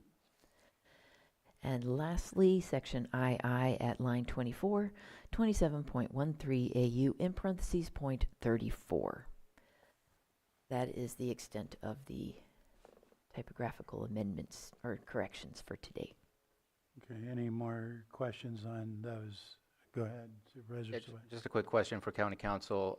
Because of the changes, while non-substantive, is this still a second reading, or does it need to be pushed? Because one of them was, some of it was bringing from parentheses to non-parentheses. One of them was alluding to a wrong section that needed to be changed. So just want to make sure that, are we doing a first reading again and a second reading with all changes brought back, or are we doing a second reading? Go ahead. Thank you, Mr. Chair. So it can be construed or considered as minor changes, typographical errors. So the second reading can proceed on that latter between of the two items that Supervisor Sabatier brought up. If the board made that correction as part of the amendments from the first reading, then the second reading can proceed. So that's the only clarification that I would need as to, I believe there was a missing subsection B, I think it was. Yes. Correct. Right. If that was discussed and considered by your board as an amendment, without specifically referencing the actual item number from the first reading, then certainly the second reading can proceed without the need for a continuance. Just for clarification, so last week in section T that makes an amendment to section 27.13, that was correctly detailed for where that amendment would be. That changed in today's version. There was no amendment that we had made to it specifically because it was brought to us with the correct section. And so today it just happens to be missing something. There was no conversation about an amendment. There was no conversation about changes from the Board of Supervisors. So just wanted to clarify to help better understand what that means. So I would need the exact page number of where that is referenced. I can give you that one. One moment.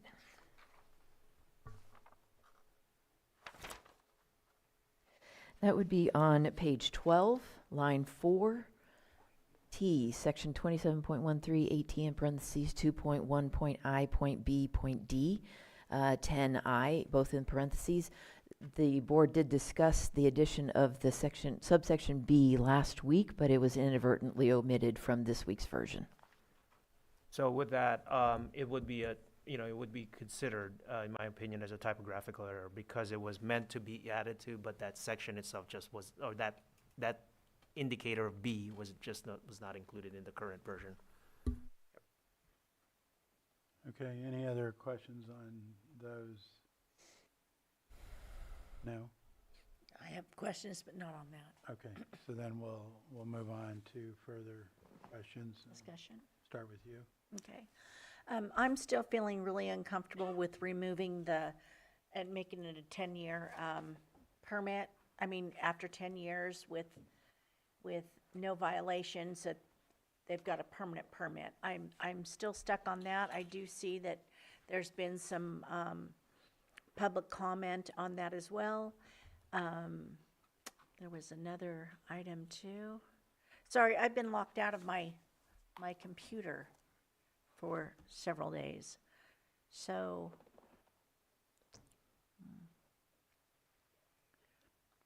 anyway, that's one of the issues I'm having is that, and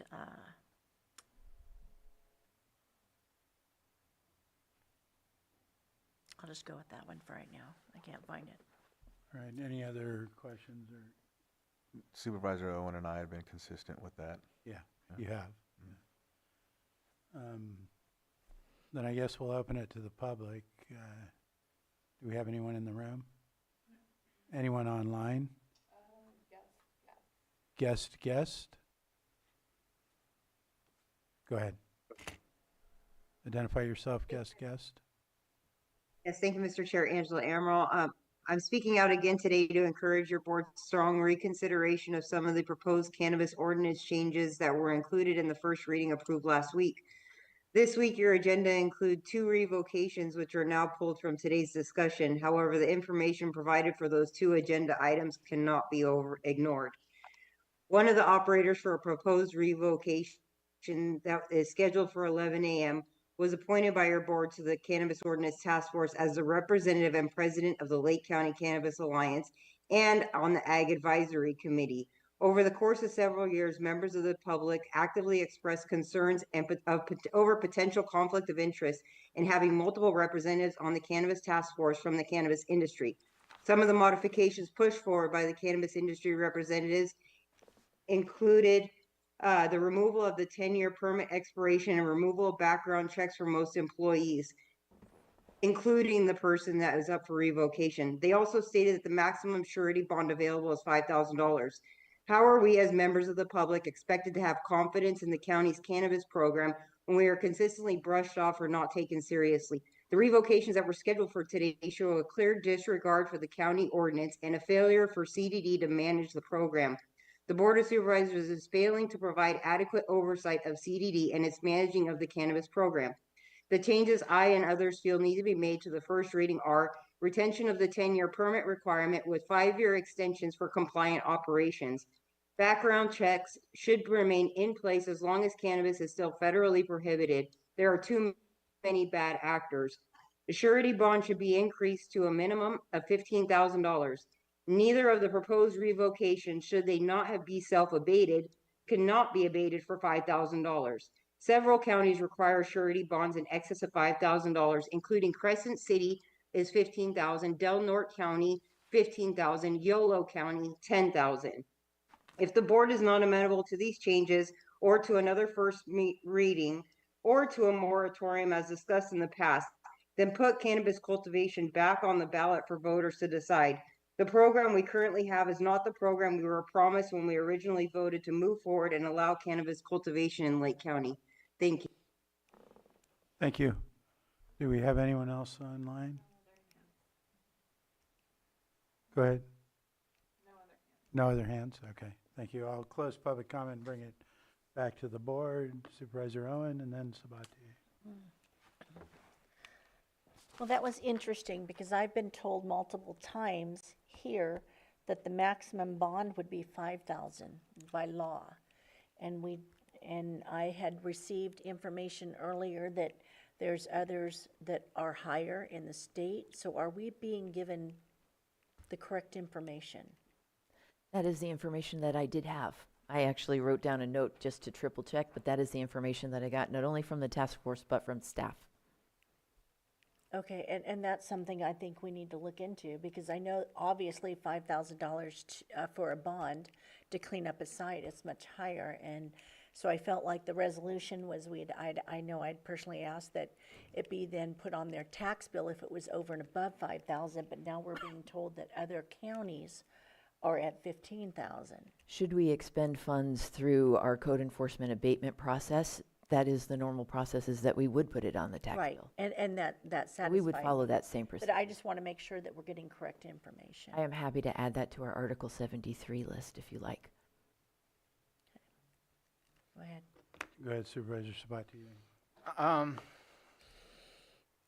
I guess I have an awkward question to ask. I know that Supervisor Crandall, you mentioned that you have been consistent with the 10 years.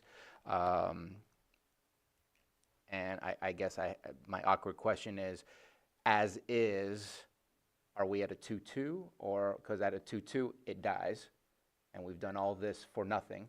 Or do we need to have further conversations, because I don't want something to die here?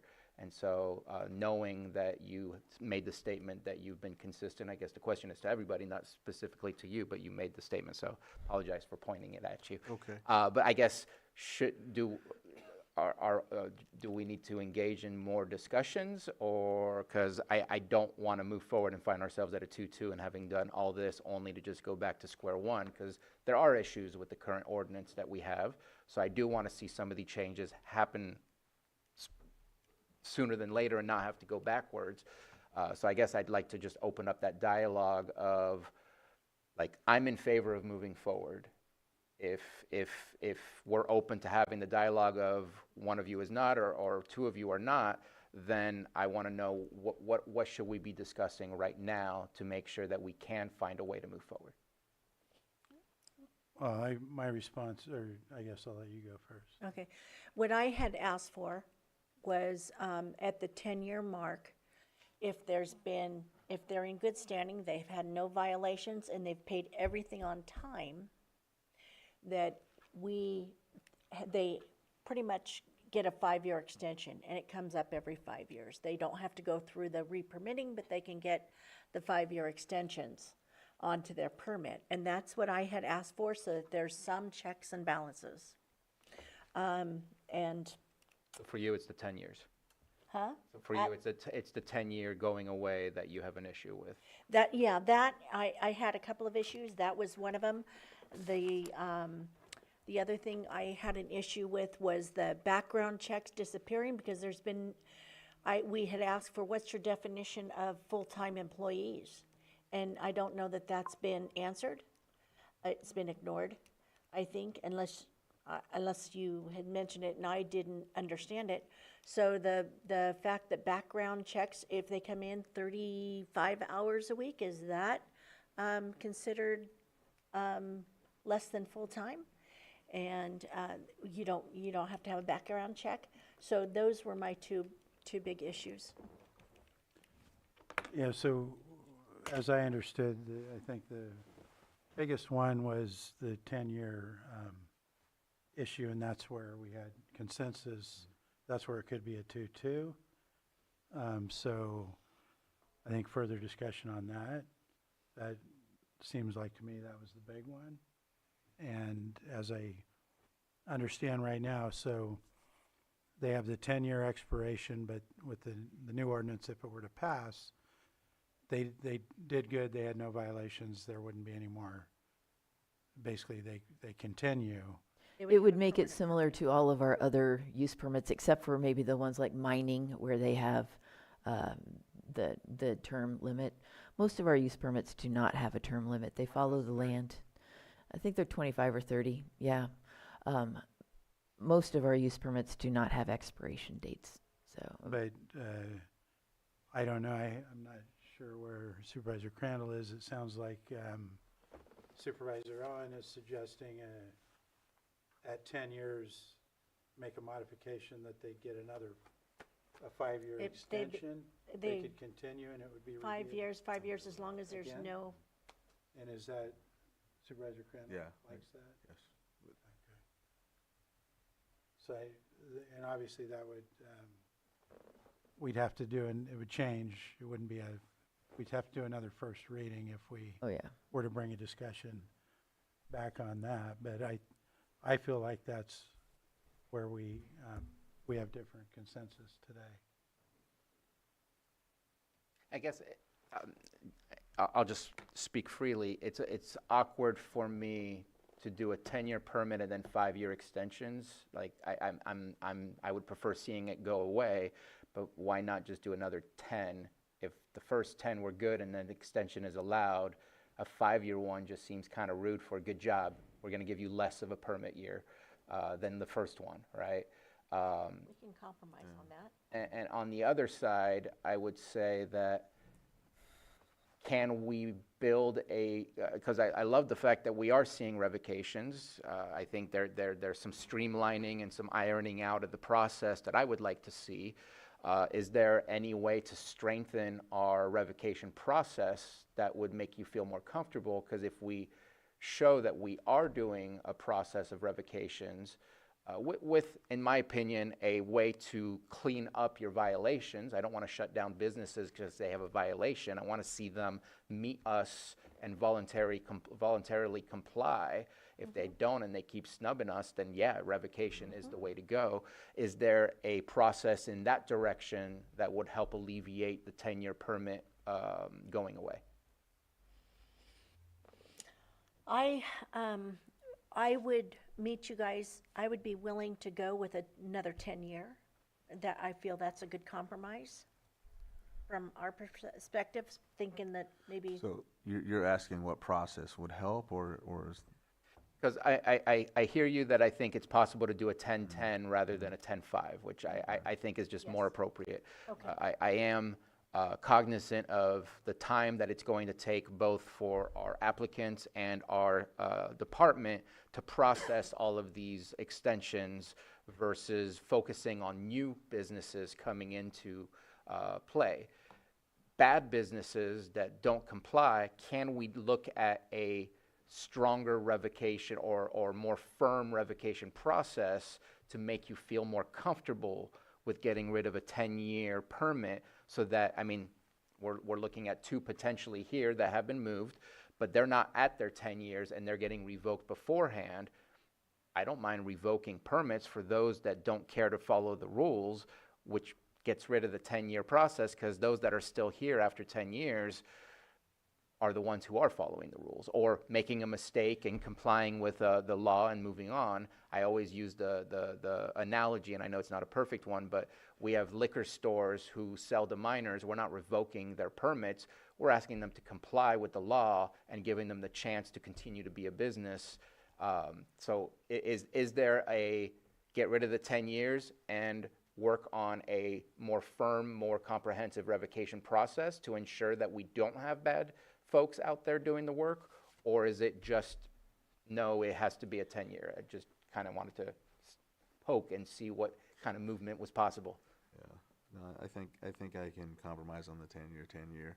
I don't know what else can be potentially. I mean, I hear what you're saying when it comes to the additional, if it's a fine or something that someone has when they go and sell alcohol to someone. I see what you're saying. I don't know if there's I mean, when it comes to who does that, ABC does that. So, like when this situation, it's us as a county. And so, I think that the task force was given the opportunity to determine things like that. Am I correct? Yes, and I do agree that there have been some key players that have, been putting things in place that are now on revocation. So, I mean, I don't know. I just, I can compromise with the 10-10. And I'd be okay with it, or, to say, change that to the 10-year it gets renewed for 10 years. Mhm. So yeah. If we make that change, which I'm not content with, but I'm more content with moving forward than spinning our wheels and going nowhere, it would require another first reading today, which then would come back, and not that I want to speak for Vice Chair Pyska, but I know that she is not in favor of the 10-10. Do we just do another first reading because now it's a 3-2? So I mean, I will gladly work with the team that we have here today, just because I want to make movement and I want to hear you guys and what you're asking for. So I'm happy to do another first reading, and I guess that would This is not a quick change. I would recommend, should the board want me to fundamentally change a number of these different items, that it would just be we that just, well, no, that it ricochets throughout the whole bunch, because then their whole renewal stuff. Deleted the whole renewal. Exactly. So I would actually request that this just not go forward today, and we will renotice, because I'm trying to bring home the general plan as well as the low impact camping and the short term rental stuff. So this is not going to be my top priority going forward unless the board says that I should shuffle some of that stuff around.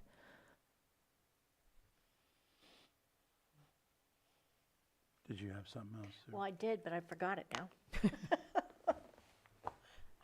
Can we have a 5-minute break? Yeah. I just want to kind of think through the options and the process and what our goals are here, if you don't mind. Yeah, we'll take a 5-minute break.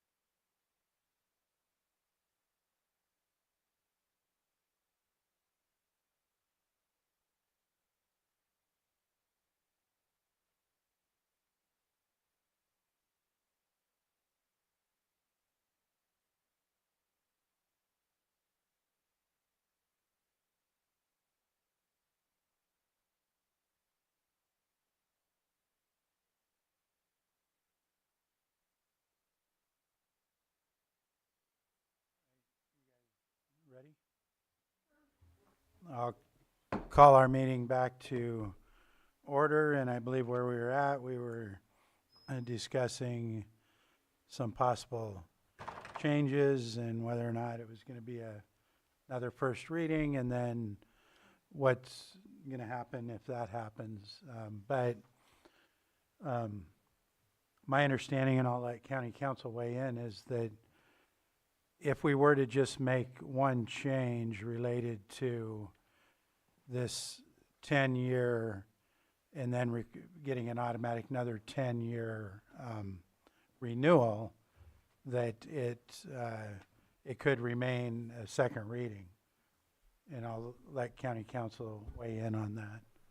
Yes, thank you, Mr. Chair. So with second reading, if there's any substantive amendments made to the draft ordinance, proposed ordinance at the second reading, then your board can do a motion to have that draft ordinance be advanced to the next Board of Supervisors meeting for consideration and possible adoption. So that would be a second reading. Now, Director Turner mentioned, however, that depending on the substantive amendments proposed, that if it's gonna, if the proposed amendments would affect other code sections or other ordinances that are currently in place, such that it wouldn't just be within the scope of the draft that's being presented to your board, then that may take more time, such that, as Director Turner alluded to, it may, for purposes of just it would essentially effectively necessitate a revamp, much more so than just continuing this or moving this forward to the next Board of Supervisors reading for a second reading, such that it may necessitate another first reading re-noticing, because it affects all these other code sections and ordinances. Again, depending on what's being proposed as the substantive amendments to this current draft. Okay, thank you. Supervisor Spatier. Or do you want Supervisor? Sorry.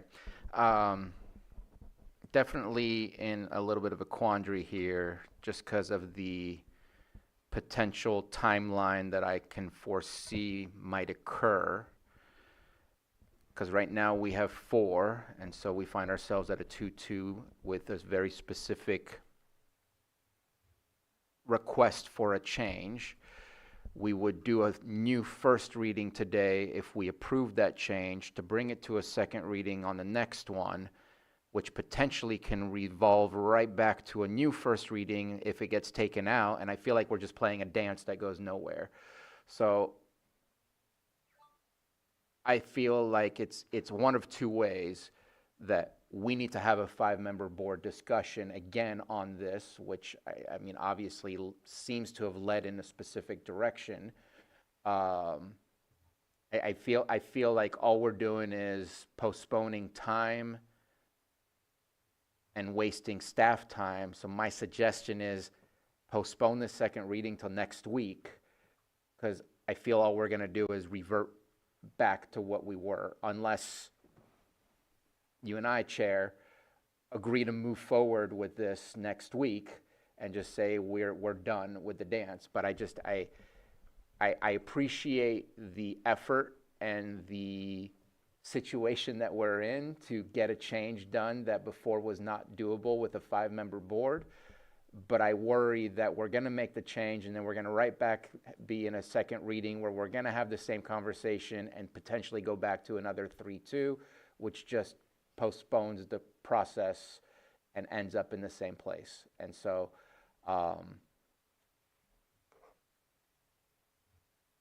either we change it and we say we're going to stick with that, and I'm looking at you, Chair, you and I, or we don't change it and we say we will engage in another discussion to figure out where we are when all 5 of us are here. That to me is the appropriate and fair options.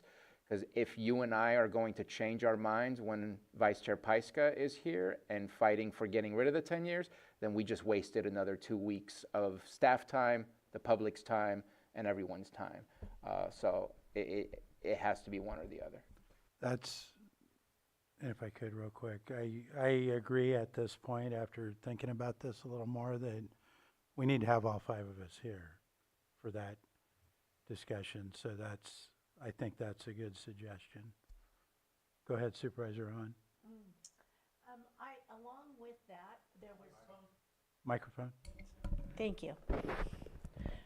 As well as that, there was 2 other issues. One of them I alluded to just a little bit ago, and I've been talking about since the reduction of the background checks has came about. And that is, I think we have not defined full-time employees. I know I'd asked for a definition of full-time employees, and I think that's something we need to set forth today to add into it. And the next item would be, with the new information on the bonds, we were told that it could not be over 5,000, and it turns out it can be. Do we need to increase the bond? So those are the 2 other issues. If we want to tackle them first and then come back to this. Along with the 10 years is what you're saying? Yeah, the 10-year, until it is federally legal, I would feel better having those stops in place. It's just another layer of protection. It's a very minimal layer of protection. And as far as the bargaining chip that Supervisor Sabate so graciously offered, as far as I'm trying. you're trying. As far as the revocations, I think those need to be in place, and they should be taking place. I'm glad to see a couple of them coming forward so that people start following the laws. We have the rules in place for a reason, and those need to take place. And again, as somebody had pointed out, I think it's been pointed out twice, having somebody now in revocation that was representing the task force and the farm bureau and the Not the Farm Bureau. ag commissioner. Okay, No, so the Ag Commissioner was actually also represented. It was the Ag Advisory Board. They were one of the members of the Ag Advisory that's Board, what I meant to not say. Sorry. representing Okay. the Ag Advisory So, Board. okay, and my mistake on that, we all know how good I am at articulating. So anyway, that's where I would like to be if I got my cup of tea. Nice timing. Anything else? I think where I'd be more comfortable if we had this discussion next week. Do we want to talk about the 2 items I just brought up, or are they going to be ignored? I think that, well, go ahead. Go ahead. No, please, please. Go ahead, Supervisor. I think that if we're going to tackle the 10 years, I'm good with tackling the other 2 as well. But I'm fine with moving forward today. We've, for example, in one of the previous discussions we've had to wait and even put more time and emphasis on something we've wanted. So I have no problem doing the same thing here. Yep, I agree. So I'm sorry. Go ahead. Just for clarification on the definition of full-time employee, would the board prefer we go with the county's version, the IRS version, the standard in the state? We've got the Mental Health Act. These numbers all sort of vary, so I'm happy to do whatever definition. It seems to me that that's a policy decision, not something that I bring to you, but you choose which you would prefer. I had asked, I'm not for removing the background checks, any of them, honestly. And I believe I've been upfront on that. It looked like the board was okay with removing that. So as you know, while we were in recess, we looked up the definition of full-time employees, and it ranges from 30 to 40 hours depending on what you're looking for. So I would like to go with the 30, as in that's what's required. Or perhaps I can bring the options to the next board discussion, and the full board can discuss that preference as well at that time. I was right in the middle of I'm sorry. talking. I would feel better going with the 30 because at that point they're required to pay insurance and benefits. So I'm not aware of anybody having to pay insurance and benefits if they're subcontractors. So, but again, that's a board policy decision. I'm happy to go with whatever the board wants to do. I thought we were talking about employees, not subcontractors. Correct. That's true, yeah. Go ahead, Supervisor Sabatier. Yeah, no, let's have that discussion. So the employees, if we're going to find a middle ground, because I really don't think we should be, if you have a background and you're not working, I am worried about you. If you have a background and you are working, thank you. Like that makes you a busybody that it will not do bad stuff. I do not want to tell a corporation, a company, or a local business who they should hire. That's up to them if they want to do background checks.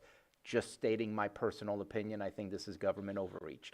We will never be able to get rid of the applicant, and we should never get rid, now that we've added the property owner. I think those are important ones because they are key components to ensuring that we can hold people accountable for what they do wrong when they do wrong. And we listened to our tax collector where there was issues in being able to go after these shell companies, and so having the property owners solves that. So I don't want to get rid of those two, and the state does background checks on the applicants anyways, and so we shouldn't change that.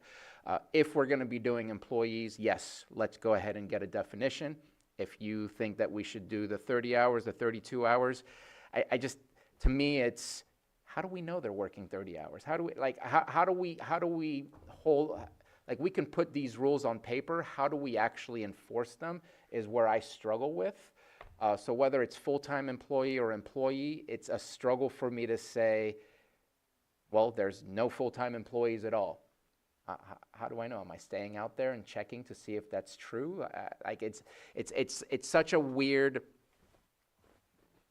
place to put it, but if we're gonna have a definition, you said 30, I'm okay with that.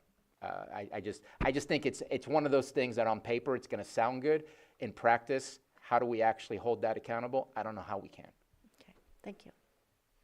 And there was something else that you mentioned? I did. Yeah, so the surety bonds, Yep. I read out loud during the break. I'll read it out loud now that we're back in the public. Under our industrial hemp permit ordinance, which is under Article 6 of the, let me actually go backwards.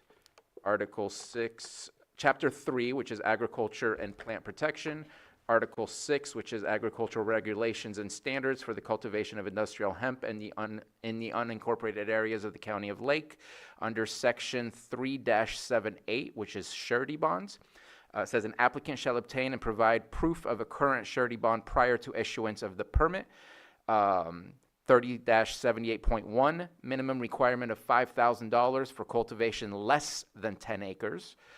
33-78.2, minimum requirement of $10,000 for cultivation of more than or equal to 10 acres.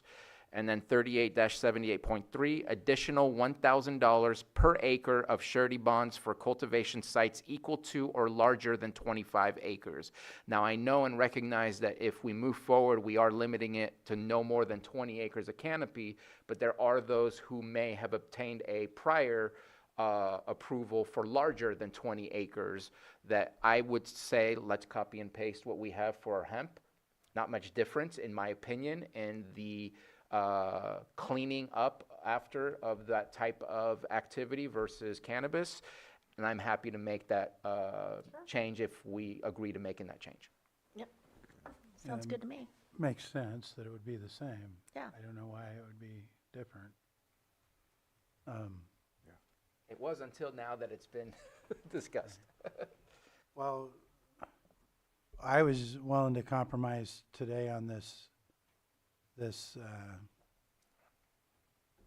10-year item, so it's, I can go either way with what the board wants to do today. If we're, obviously there's other things to discuss, but I've always felt that with this item that I like having all 5 of us here because it's just such a significant discussion in our county, and there's cannabis in every district, so, just my thought, but, so, I guess, we need to figure out what we're gonna do. I would like to move forward personally. I think that adding a definition of full-time doesn't harm the substance of the ordinance changes that we've made. So I think that's perfectly fine. And I think that updating or upgrading our surety bond to match something that we already have in existence is also not a huge, massive change in comparison to where the rest of the board was when we were all five together. I can't speak for Vice Chair Pyska. Obviously, she will be able to put in her vote. But I would be willing to support, I guess, coming back for a first reading, because we don't have the specific definition of full-time at this moment in time. I think it would need to be maybe a little bit better fleshed out than employee hired with 30 or more hours, unless we can get that in writing right now. But I'm all for moving forward if we can today with a definition of full-time employee and with an update to the surety bond, and then saying, let's have a conversation about that 10-10 next time when it comes back. Okay. If that's possible to do, if we need a break to make sure we have all that in writing so that we can, because I mean, the surety bond, we can just copy and paste from what's already in existence, so that's not too difficult, but I think we probably should ask staff to come back and give us the exact definition of full-time employee based on the language that was provided by Supervisor Owen. Can you weigh in, County Council? Thank you, Mr. Chair. So, on those two items, it sounds like there's three categories here: the full-time employee definition, the surety bond issue. Certainly, staff, your board can trail this matter so that staff can have language to then present or propose to your board as to those two issues. The same would apply for the 10-year issue, the 10-year issue. As with all ordinances, when you're at second reading, when your board is at second reading, if your board will be making substantive amendments to the draft ordinance that's being presented to you at second reading, if those amendments are specific, such that they're put on record so that the public would know, that would result in just having the second reading be essentially effectively continued to a later date at the next Board of Supervisors meeting for possible adoption. And under that scenario, there would not be a need, it would not be necessary to do another first reading with renoticing, with republication under that scenario. But that would require, at this time, and that's why your board can trail the matter, so specific enough language for staff to propose to your board as substantive amendments to the draft ordinance covering each of these three issues. So trail it until later this afternoon. Director Turner? That's what we're Certainly. talking about right now, is trailing this for a while. And I can bring back the proposed wording. Yeah. Sure. Okay. All right. And we can just do that, but go ahead, CAO. Oh, thank you, Chair. I just want to make the board aware that we're probably not going to go beyond 1 o'clock today. Okay. Yeah, we're moving quick, so, I just want to make you aware. yeah, and I'm not sure how much. Should you like to take a 10-minute break? We could probably come. Yeah, up with something. is that okay? Mm-hmm. Let's do a break and we'll see what we can work out. Great. And just deal with it. Be back at 11:35, I believe. I'm going to copy and paste that hemp thing and send it.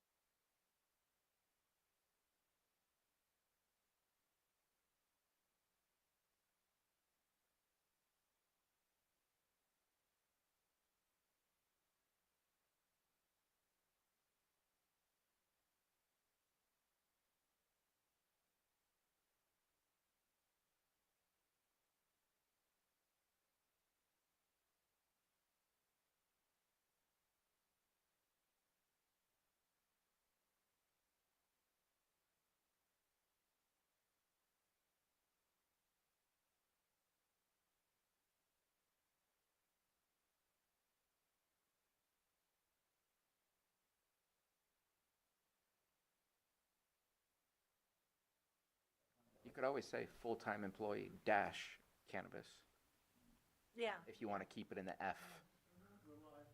All right, we're live. I'm going to call our meeting back to order. And where we left off, we were talking about writing up these 3 issues we've been discussing. Thank ahead. you. Yes.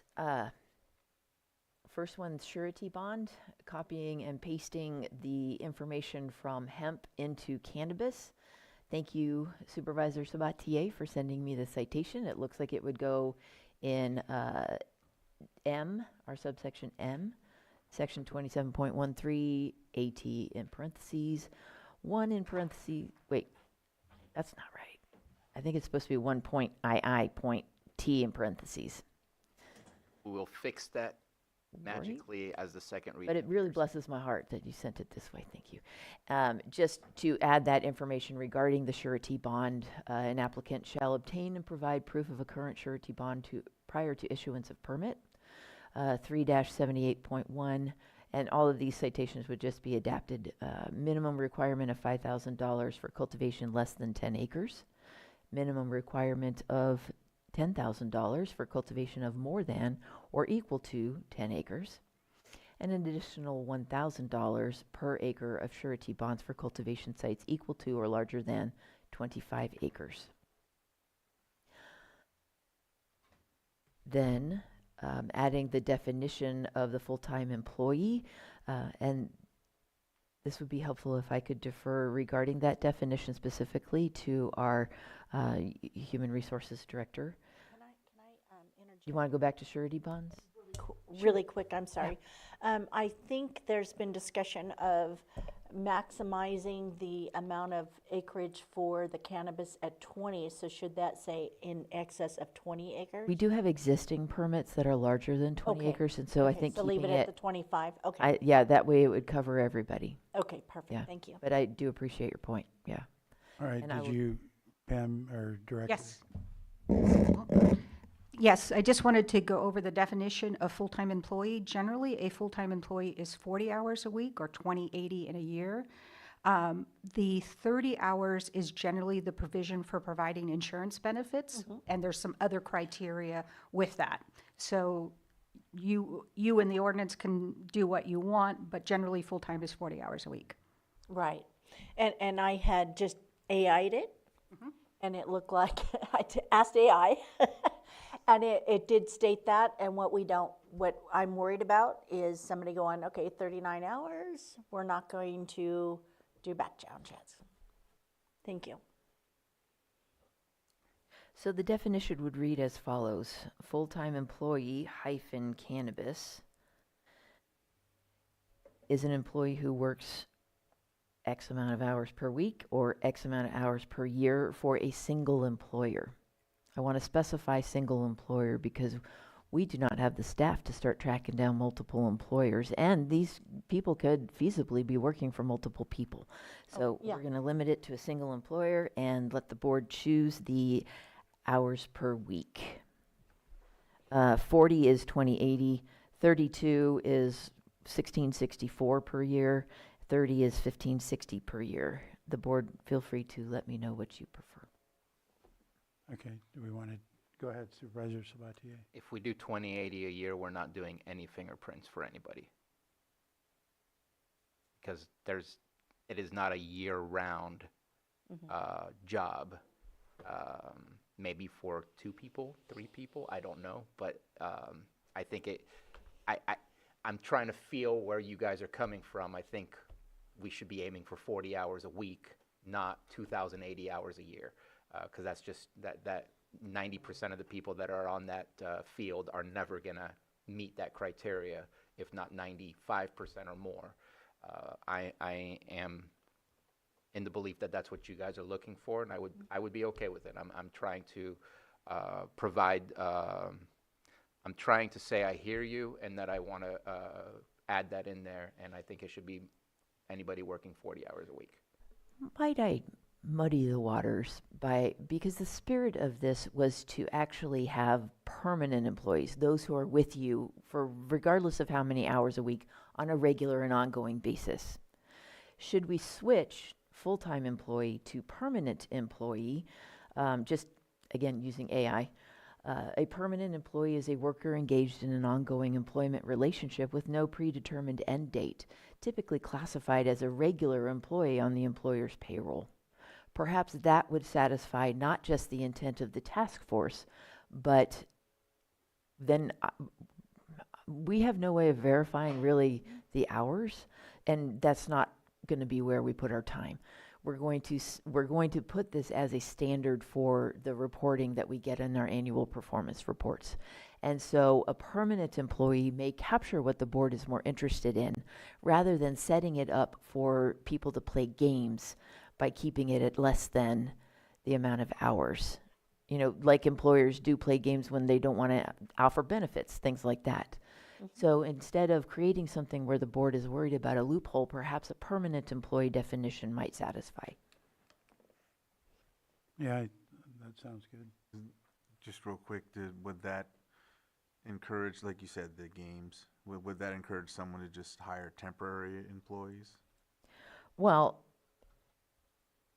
they could just hire people with an or they could say, I'm going to hire you and I'm going to fire you in 2 weeks. But, you know, how are you going to get good employees with that? Okay, thank you. So at some point, Just talking through it. yeah. But at some point we have to kind of settle and let the games be played, if they will. I think no matter what we choose, it's going to be difficult to enforce. And I'm just being honest. I don't anticipate that you're going to be, that I don't think you should be running to find out who's a permanent and not. It is based on the conditions of approvals to make sure that the environment, the neighboring properties, and the practice of the activity of growing cannabis is being done appropriately. And this is a more we're clear asking a very tall task. Right. This is a more clear definition or differentiation between the employees that you keep on regularly, such as the retailers, the employees that come and work there, versus, you know, our subcontracting work, which we're already not getting anyway. And so the seasonal employees, not necessarily part of this. So, but that's okay, because the discussion in the task force was differentiating between those ag workers that come in and work for a season versus our more permanent establishments, like our manufacturers, our processors, where they have employees coming in all the time, like regular employees that they want to keep on a long-term basis because they trained them and they did background checks on them. So this does seem to maybe meet the spirit of the intent a little better. Yeah, I kind of like that, because we're not going to be able to track it. And I don't have enough knowledge about the definition to be able to argue against it. So to my knowledge and what you're bringing forward right now, I don't have a problem with that. Great. Then I'll switch it out for that which I just read. Go ahead, Supervisor. I still think it's mostly an honor system, but at least it puts something in there, and I guess we'll just review it. I did want to add something, if you don't mind my going back to the surety bond, because I noticed a little bit of a difference in what was drafted for the surety bond versus what we copied and pasted from the hemp one. In the original draft, it does say with County of Lake as obligé. Sorry, I'm going to have to say that in the correct way rather than however it's supposed to actually be pronounced in English. And that is not in the hemp one. And I think I'm kind of projecting what I think County Council would want is that we request that they add us as an obligé. And so maybe saying an applicant shall obtain and provide proof of a current surety bond prior to issuance of permit. Let me go back. With County of Lake as obligé. Probably should put that in there. And I see the nod coming from County Council that that's probably more helpful than just getting a surety bond where we're not involved in that whatsoever. I will add that wording. Thank you. All right. And I think those are the two things that we agreed on that we could change and talk about. The 10-year one, it remains the same. We move it forward for discussion at our next meeting to see if there's a change or not. Yeah. We can't pull you over, huh? Well, no, I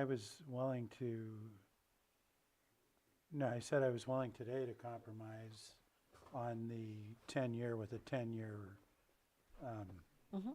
extension, but after the further discussion with Supervisor, some of the points he brought up, it seemed to make sense that we would finalize that next time. Okay, thank you.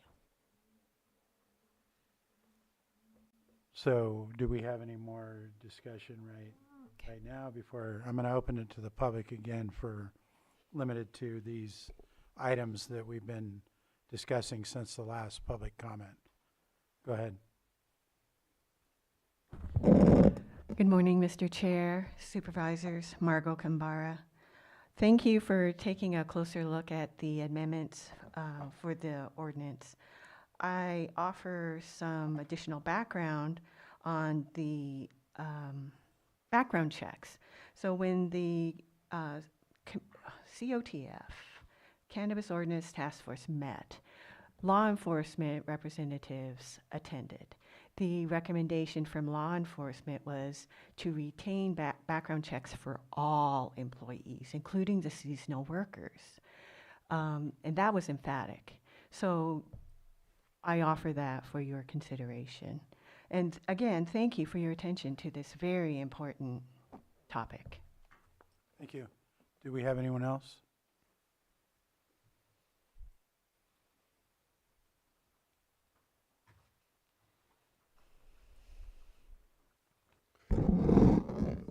Good morning, Tom Lasik. Couple things. One, just I think a point of record.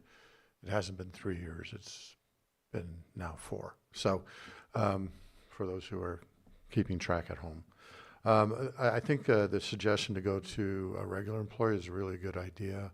I think it cuts through a lot of the confusion of hours because you're not going to be able to enforce that. And just from my personal experience being surrounded by cannabis growers, they tend to have a couple people on staff that are like caretakers year round, you know, to get ready for the next season and things of that nature.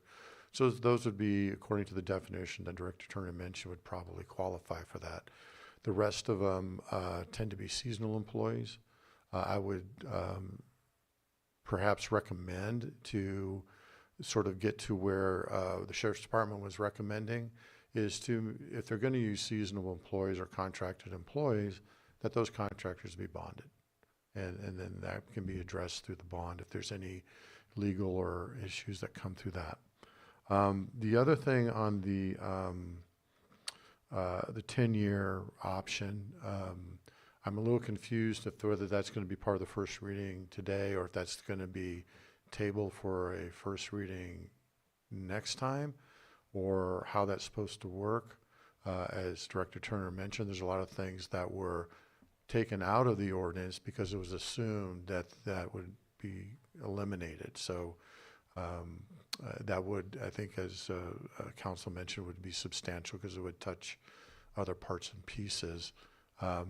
Nevertheless, I think having it unlimited is problematic, especially since you've also reduced the number of inspections in the ordinance, and you've also added language for inspections at the discretion of a director.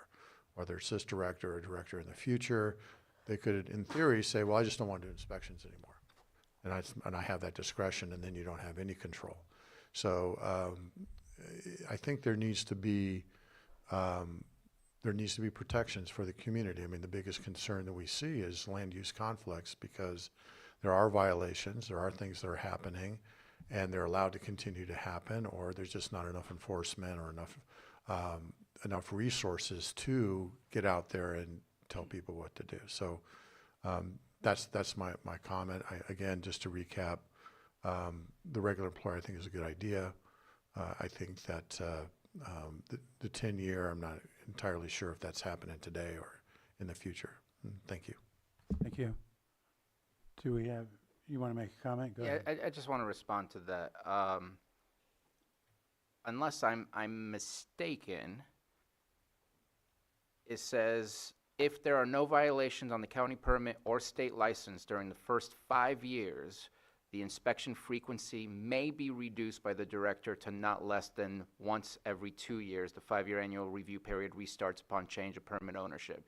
So there's no discretion in the first 5 years, and there needs to be no violations in the first 5 years in order for the director to maybe, because there could be 0 violations and no reduction in inspections, but only if there's no violations can there be a potential for reduction in inspections. So I feel like it's not just discretion, it's very specific as to there can't be any violations.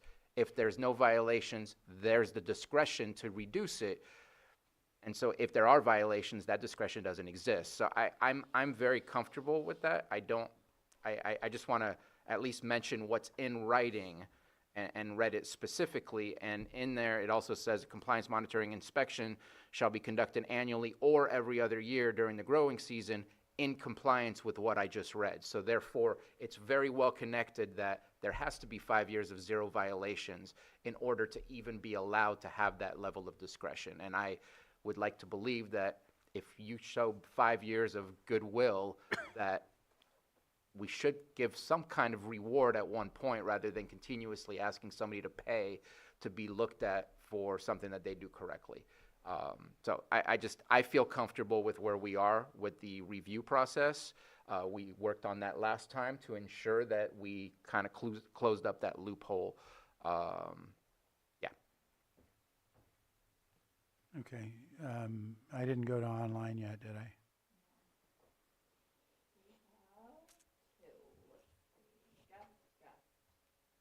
Guest, if you can identify yourself, you'll have 3 minutes. Thank you, Mr. Chair. I just want to thank all of you for having this discussion today. Without oversight of a regulated industry, there's a lot of wiggle room for bad actors. And just to point out that why the 10-year permit life is so important, that at least one, potentially both of those revocations that were on your agenda for today were almost at their 10-year permit expiration. So they would have had no oversight. And that's the other problem, is that they just know they have to make it to that 10-year and then it's a free for all, which it shouldn't be. But once again, thank you for having this important discussion and look forward to seeing it move forward.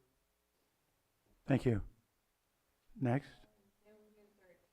Zoom user 2. Skylewa, Pillsbury Family Farms, and I just wanted to comment on the employee part. California already has the Department of Industrial Relations for a reason. Its purpose is to protect workers' rights, to address wages, hours, working conditions, labor law, and the definition of employees and how many hours they are allowed to work. From my perspective, it seems that the county is beginning to suggest what employee hours should be looked at on a cannabis farm. And I think that is a line that you need to be careful not to cross. If an employee believes that they were not paid correctly or given improper breaks or have concerns about their work schedule, they already have the legal rights and the established avenues through the Department of Industrial Relations and a labor commissioner. Those protections exist regardless of what your cannabis ordinance says. Not every department needs to regulate every single issue. Community development needs to focus on the land use, the permitting, the compliance within the ordinance, and the labor issue should remain with the agencies that were already created to enforce labor law. It is very important to recognize that every farm operates different. Mine is seasonal. We're generally active from April to November, but workloads can change throughout the season. The flexibility is that it's a seasonal agriculture and it needs to be managed from California labor law, not through Director Turner's permitting requirements. And I encourage this board to make sure that your ordinance aligns with the proper role of Department of Industrial Relations and the Department of Cannabis Control, and it avoids creating the overlapping and the conflicting expectations. And as a reminder, good governance isn't about regulating everything. It is about making sure that the right agency handles the right responsibility. Moleha. Thank you.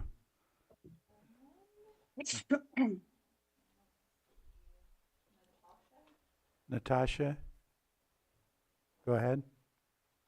Good morning. Good afternoon. Kind of on the line there. Supervisors, I wanted to just say that the landscape in this arena has changed so much in the last 10, 15 years.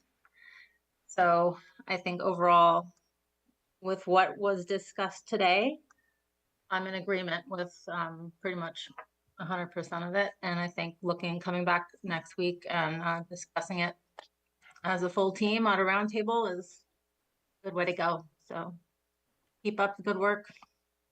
That's it. Thank you. No other hands. I'll bring it back to the board for final action.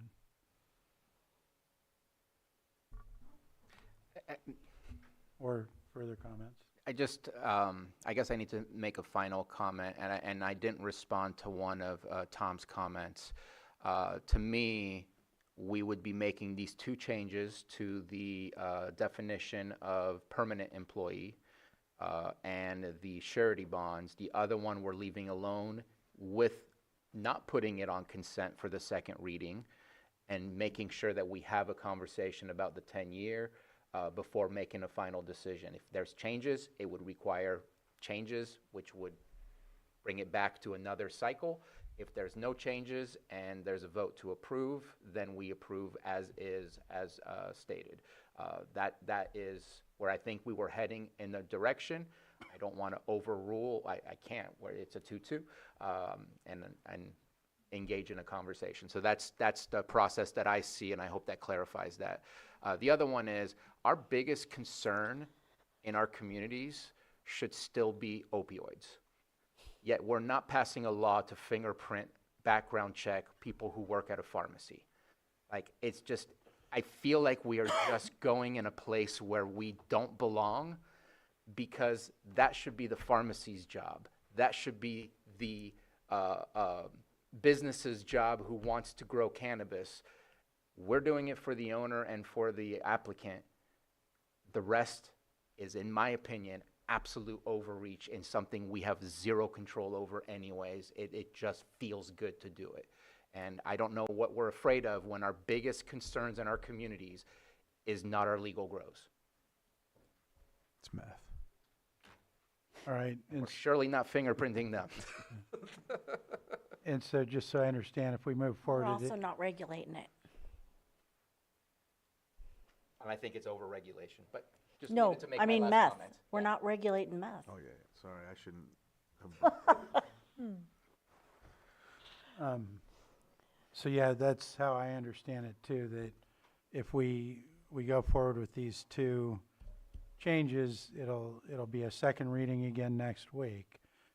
Then if we decide to make another change on the 10-year, then it could still be a second reading for a week further down the road, depending on what we do with that question. Okay. Did you have something else? Would the board prefer we place it on oh, no, never mind. Let's make it timed. Yeah, it needs to be a timed item because we're going to discuss that item. To respect the conversation that we said right. that we wanted to have. Right.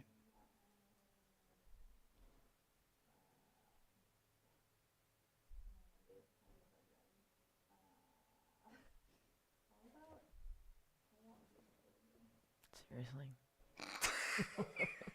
Well, probably 45. Yeah.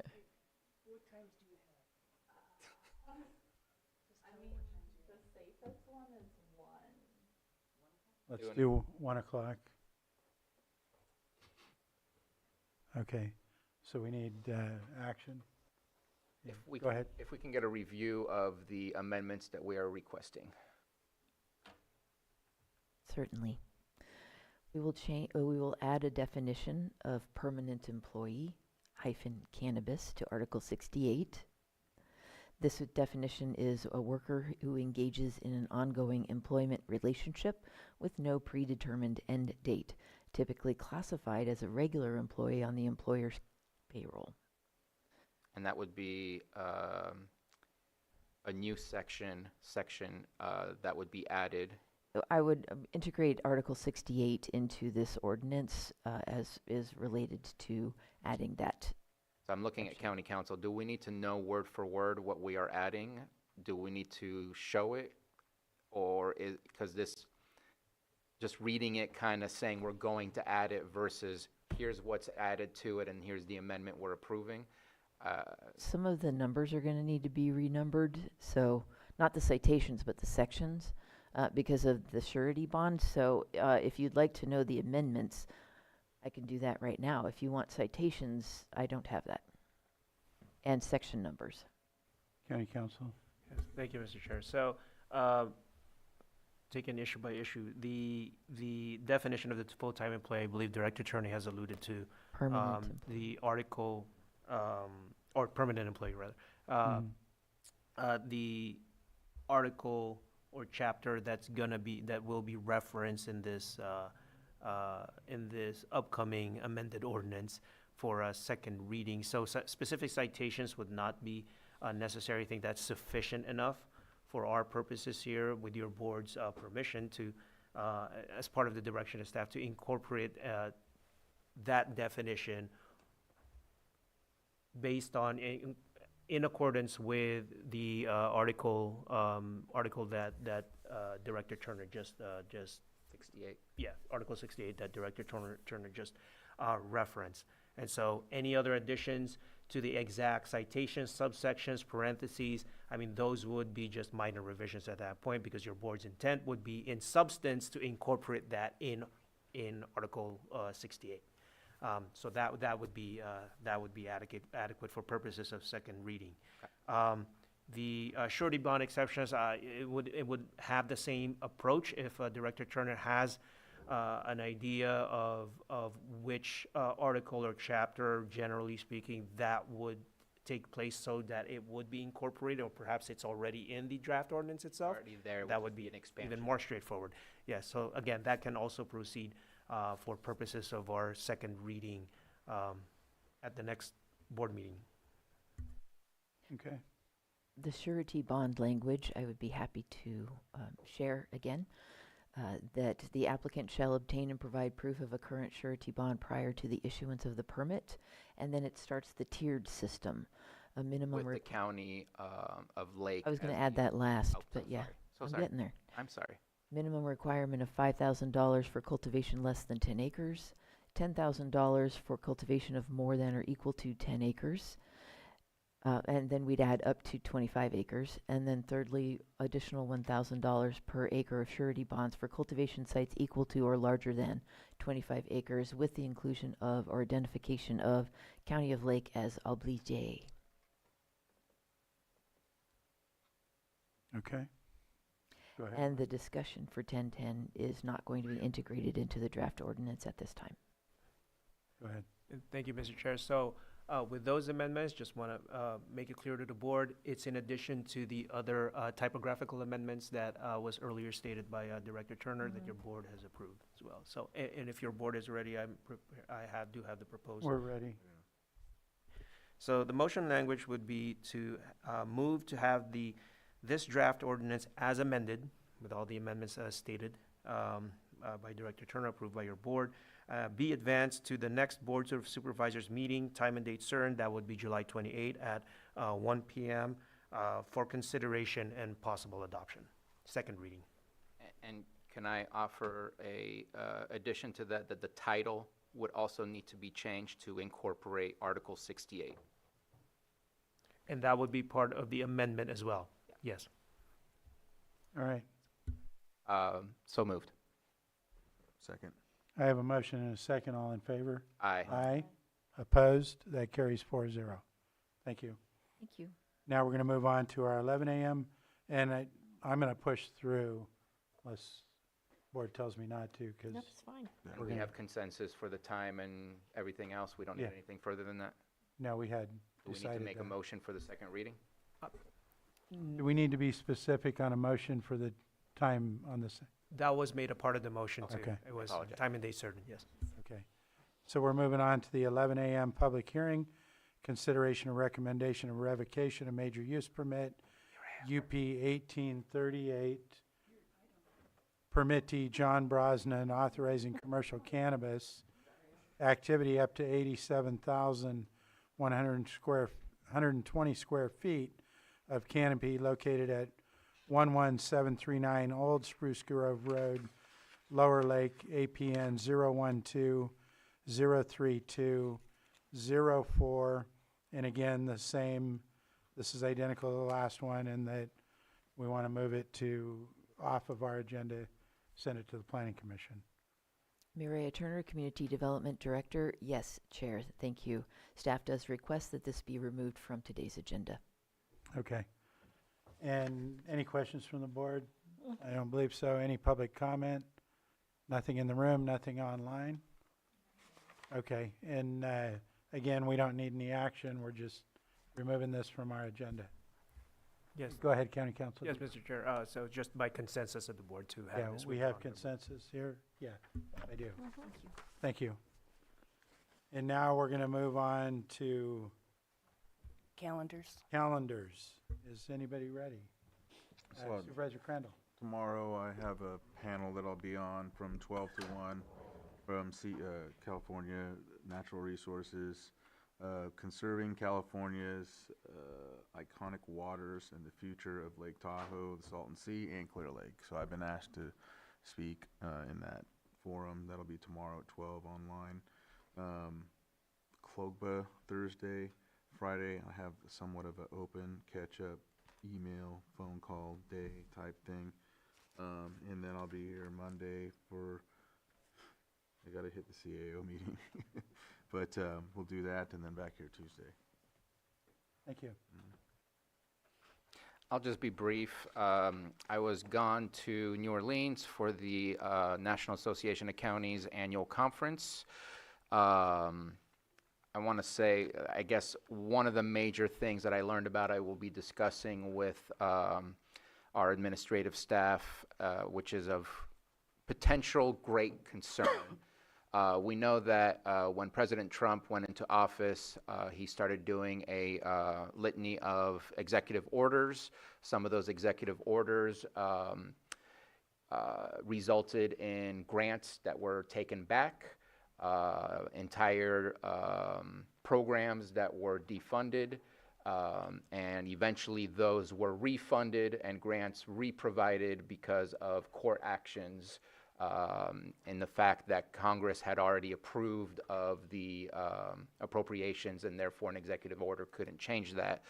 There are rules and regulations that have just completed the public comment process that would change the uniform code at the Office of Management of Budgets that would allow that to occur in the future, which actually comes with extra caveats in the sense that if we receive federal grants, we have to prove that everybody who touches the federal grant funding, everybody who is consulting using federal grant money, every end user who receives services from federal money would have to get background checked for citizenship and other things of the kind, which adds a level of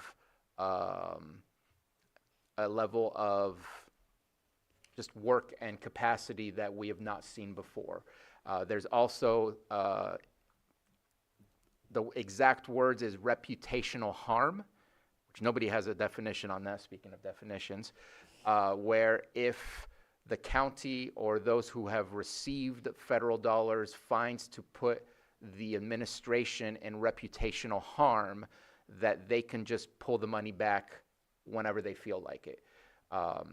We, in the conversations at NACO, there's certain parts of it that we are not against, but at the same time, we need to have a predictable environment where change of philosophy, like we're worried that every new administration is going to flip the script on what that means and who will lose and not have the predictability of where these funds will come from and how long we can use them. Even if we hire a consultant to do a program for us, they could lose their funding, which will help deteriorate the relationships that we have with the many partners that we work with. So there's a lot to work through. It's supposed to get activated on October, and I know that I will be working and having conversations with admin staff because we need to figure out where we are and what that means for us, especially if it moves forward as of October 1st. What I was told, there's two options to not stop this, but at least postpone it to iron out some of the concerns, because again, not everything in there is bad. But one option is basically like a congressional referendum where they have the ability to make a vote to say, we want to review this new internal regulation code that was just approved. Hasn't been fully approved, but it's supposed to be active in October. Or during the reconciliation, potentially during the next government shutdown, that it can be a part of negotiations to change these rules and regulations that have just gone through, which is both of those options are not good options if that's the only options. And from what I'm understanding, both sides of the aisle are not happy with these regulations. Like one of the first questions was, what about our community projects? Will those be impacted? And so there's some very personal reasons as to why Congress would not want these things to be impacted. They want to see these funds going to their local communities so that communities can move forward with some of the projects and some of the programs that they want going. So as NACO stated, in the last 50 years, this is probably one of the most important changes that we could potentially see if this goes through, because it would change the relationship between the federal government and local municipalities from a government to government relation to a government to contractor relationship, where we are told what it is that we need to do, which would make us lose some of our local control. So just wanted to make sure and provide that to you. That was one of the biggest moments in the conference as far as information of things that we need to learn about, read about, and have discussions about, and wanted to make sure you were alerted to that. Other than that, it was a great conference, and I'm sure that I feel like I need to wait for my colleague, Vice Chair Pyska, before we elaborate on some more things that occurred in there. And I'm just going to leave it at that. I already talked too long. Supervisor Allen? Okay, tomorrow I have Red Bed Fire Safe Council on, that's what I have down for 10. I haven't seen an agenda, so I'm going to say, let me get back to you about that. Okay. I also I have to meet with the Farm Bureau, and there's also a Rose Foundation Settlement Fund discussion. Oh, yeah. Yeah, okay. I also have some work that I'm doing right now with the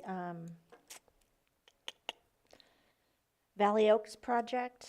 I've been working on that a little bit, and I have to, one of the big issues with that I'm trying to get brought forward is another road going in and out of the Coyote Valley Elementary School. And I know we've spoke with Lars today. I've got to set up a meeting to try to get that moving forward. Right now, there's one way in and one way out. So for safety reasons, I feel strongly that we need to have another road. Friday night, I have a rodeo at my place for the kids, Middletown Rodeo, for the next 5 Friday nights, actually. And I'll be working on, of course, along with the Valley Oak, and I have a couple of other things on my agenda, and as well as the agenda for next week. Thank you. All right. I'm going to be attending watching that presentation that you mentioned tomorrow.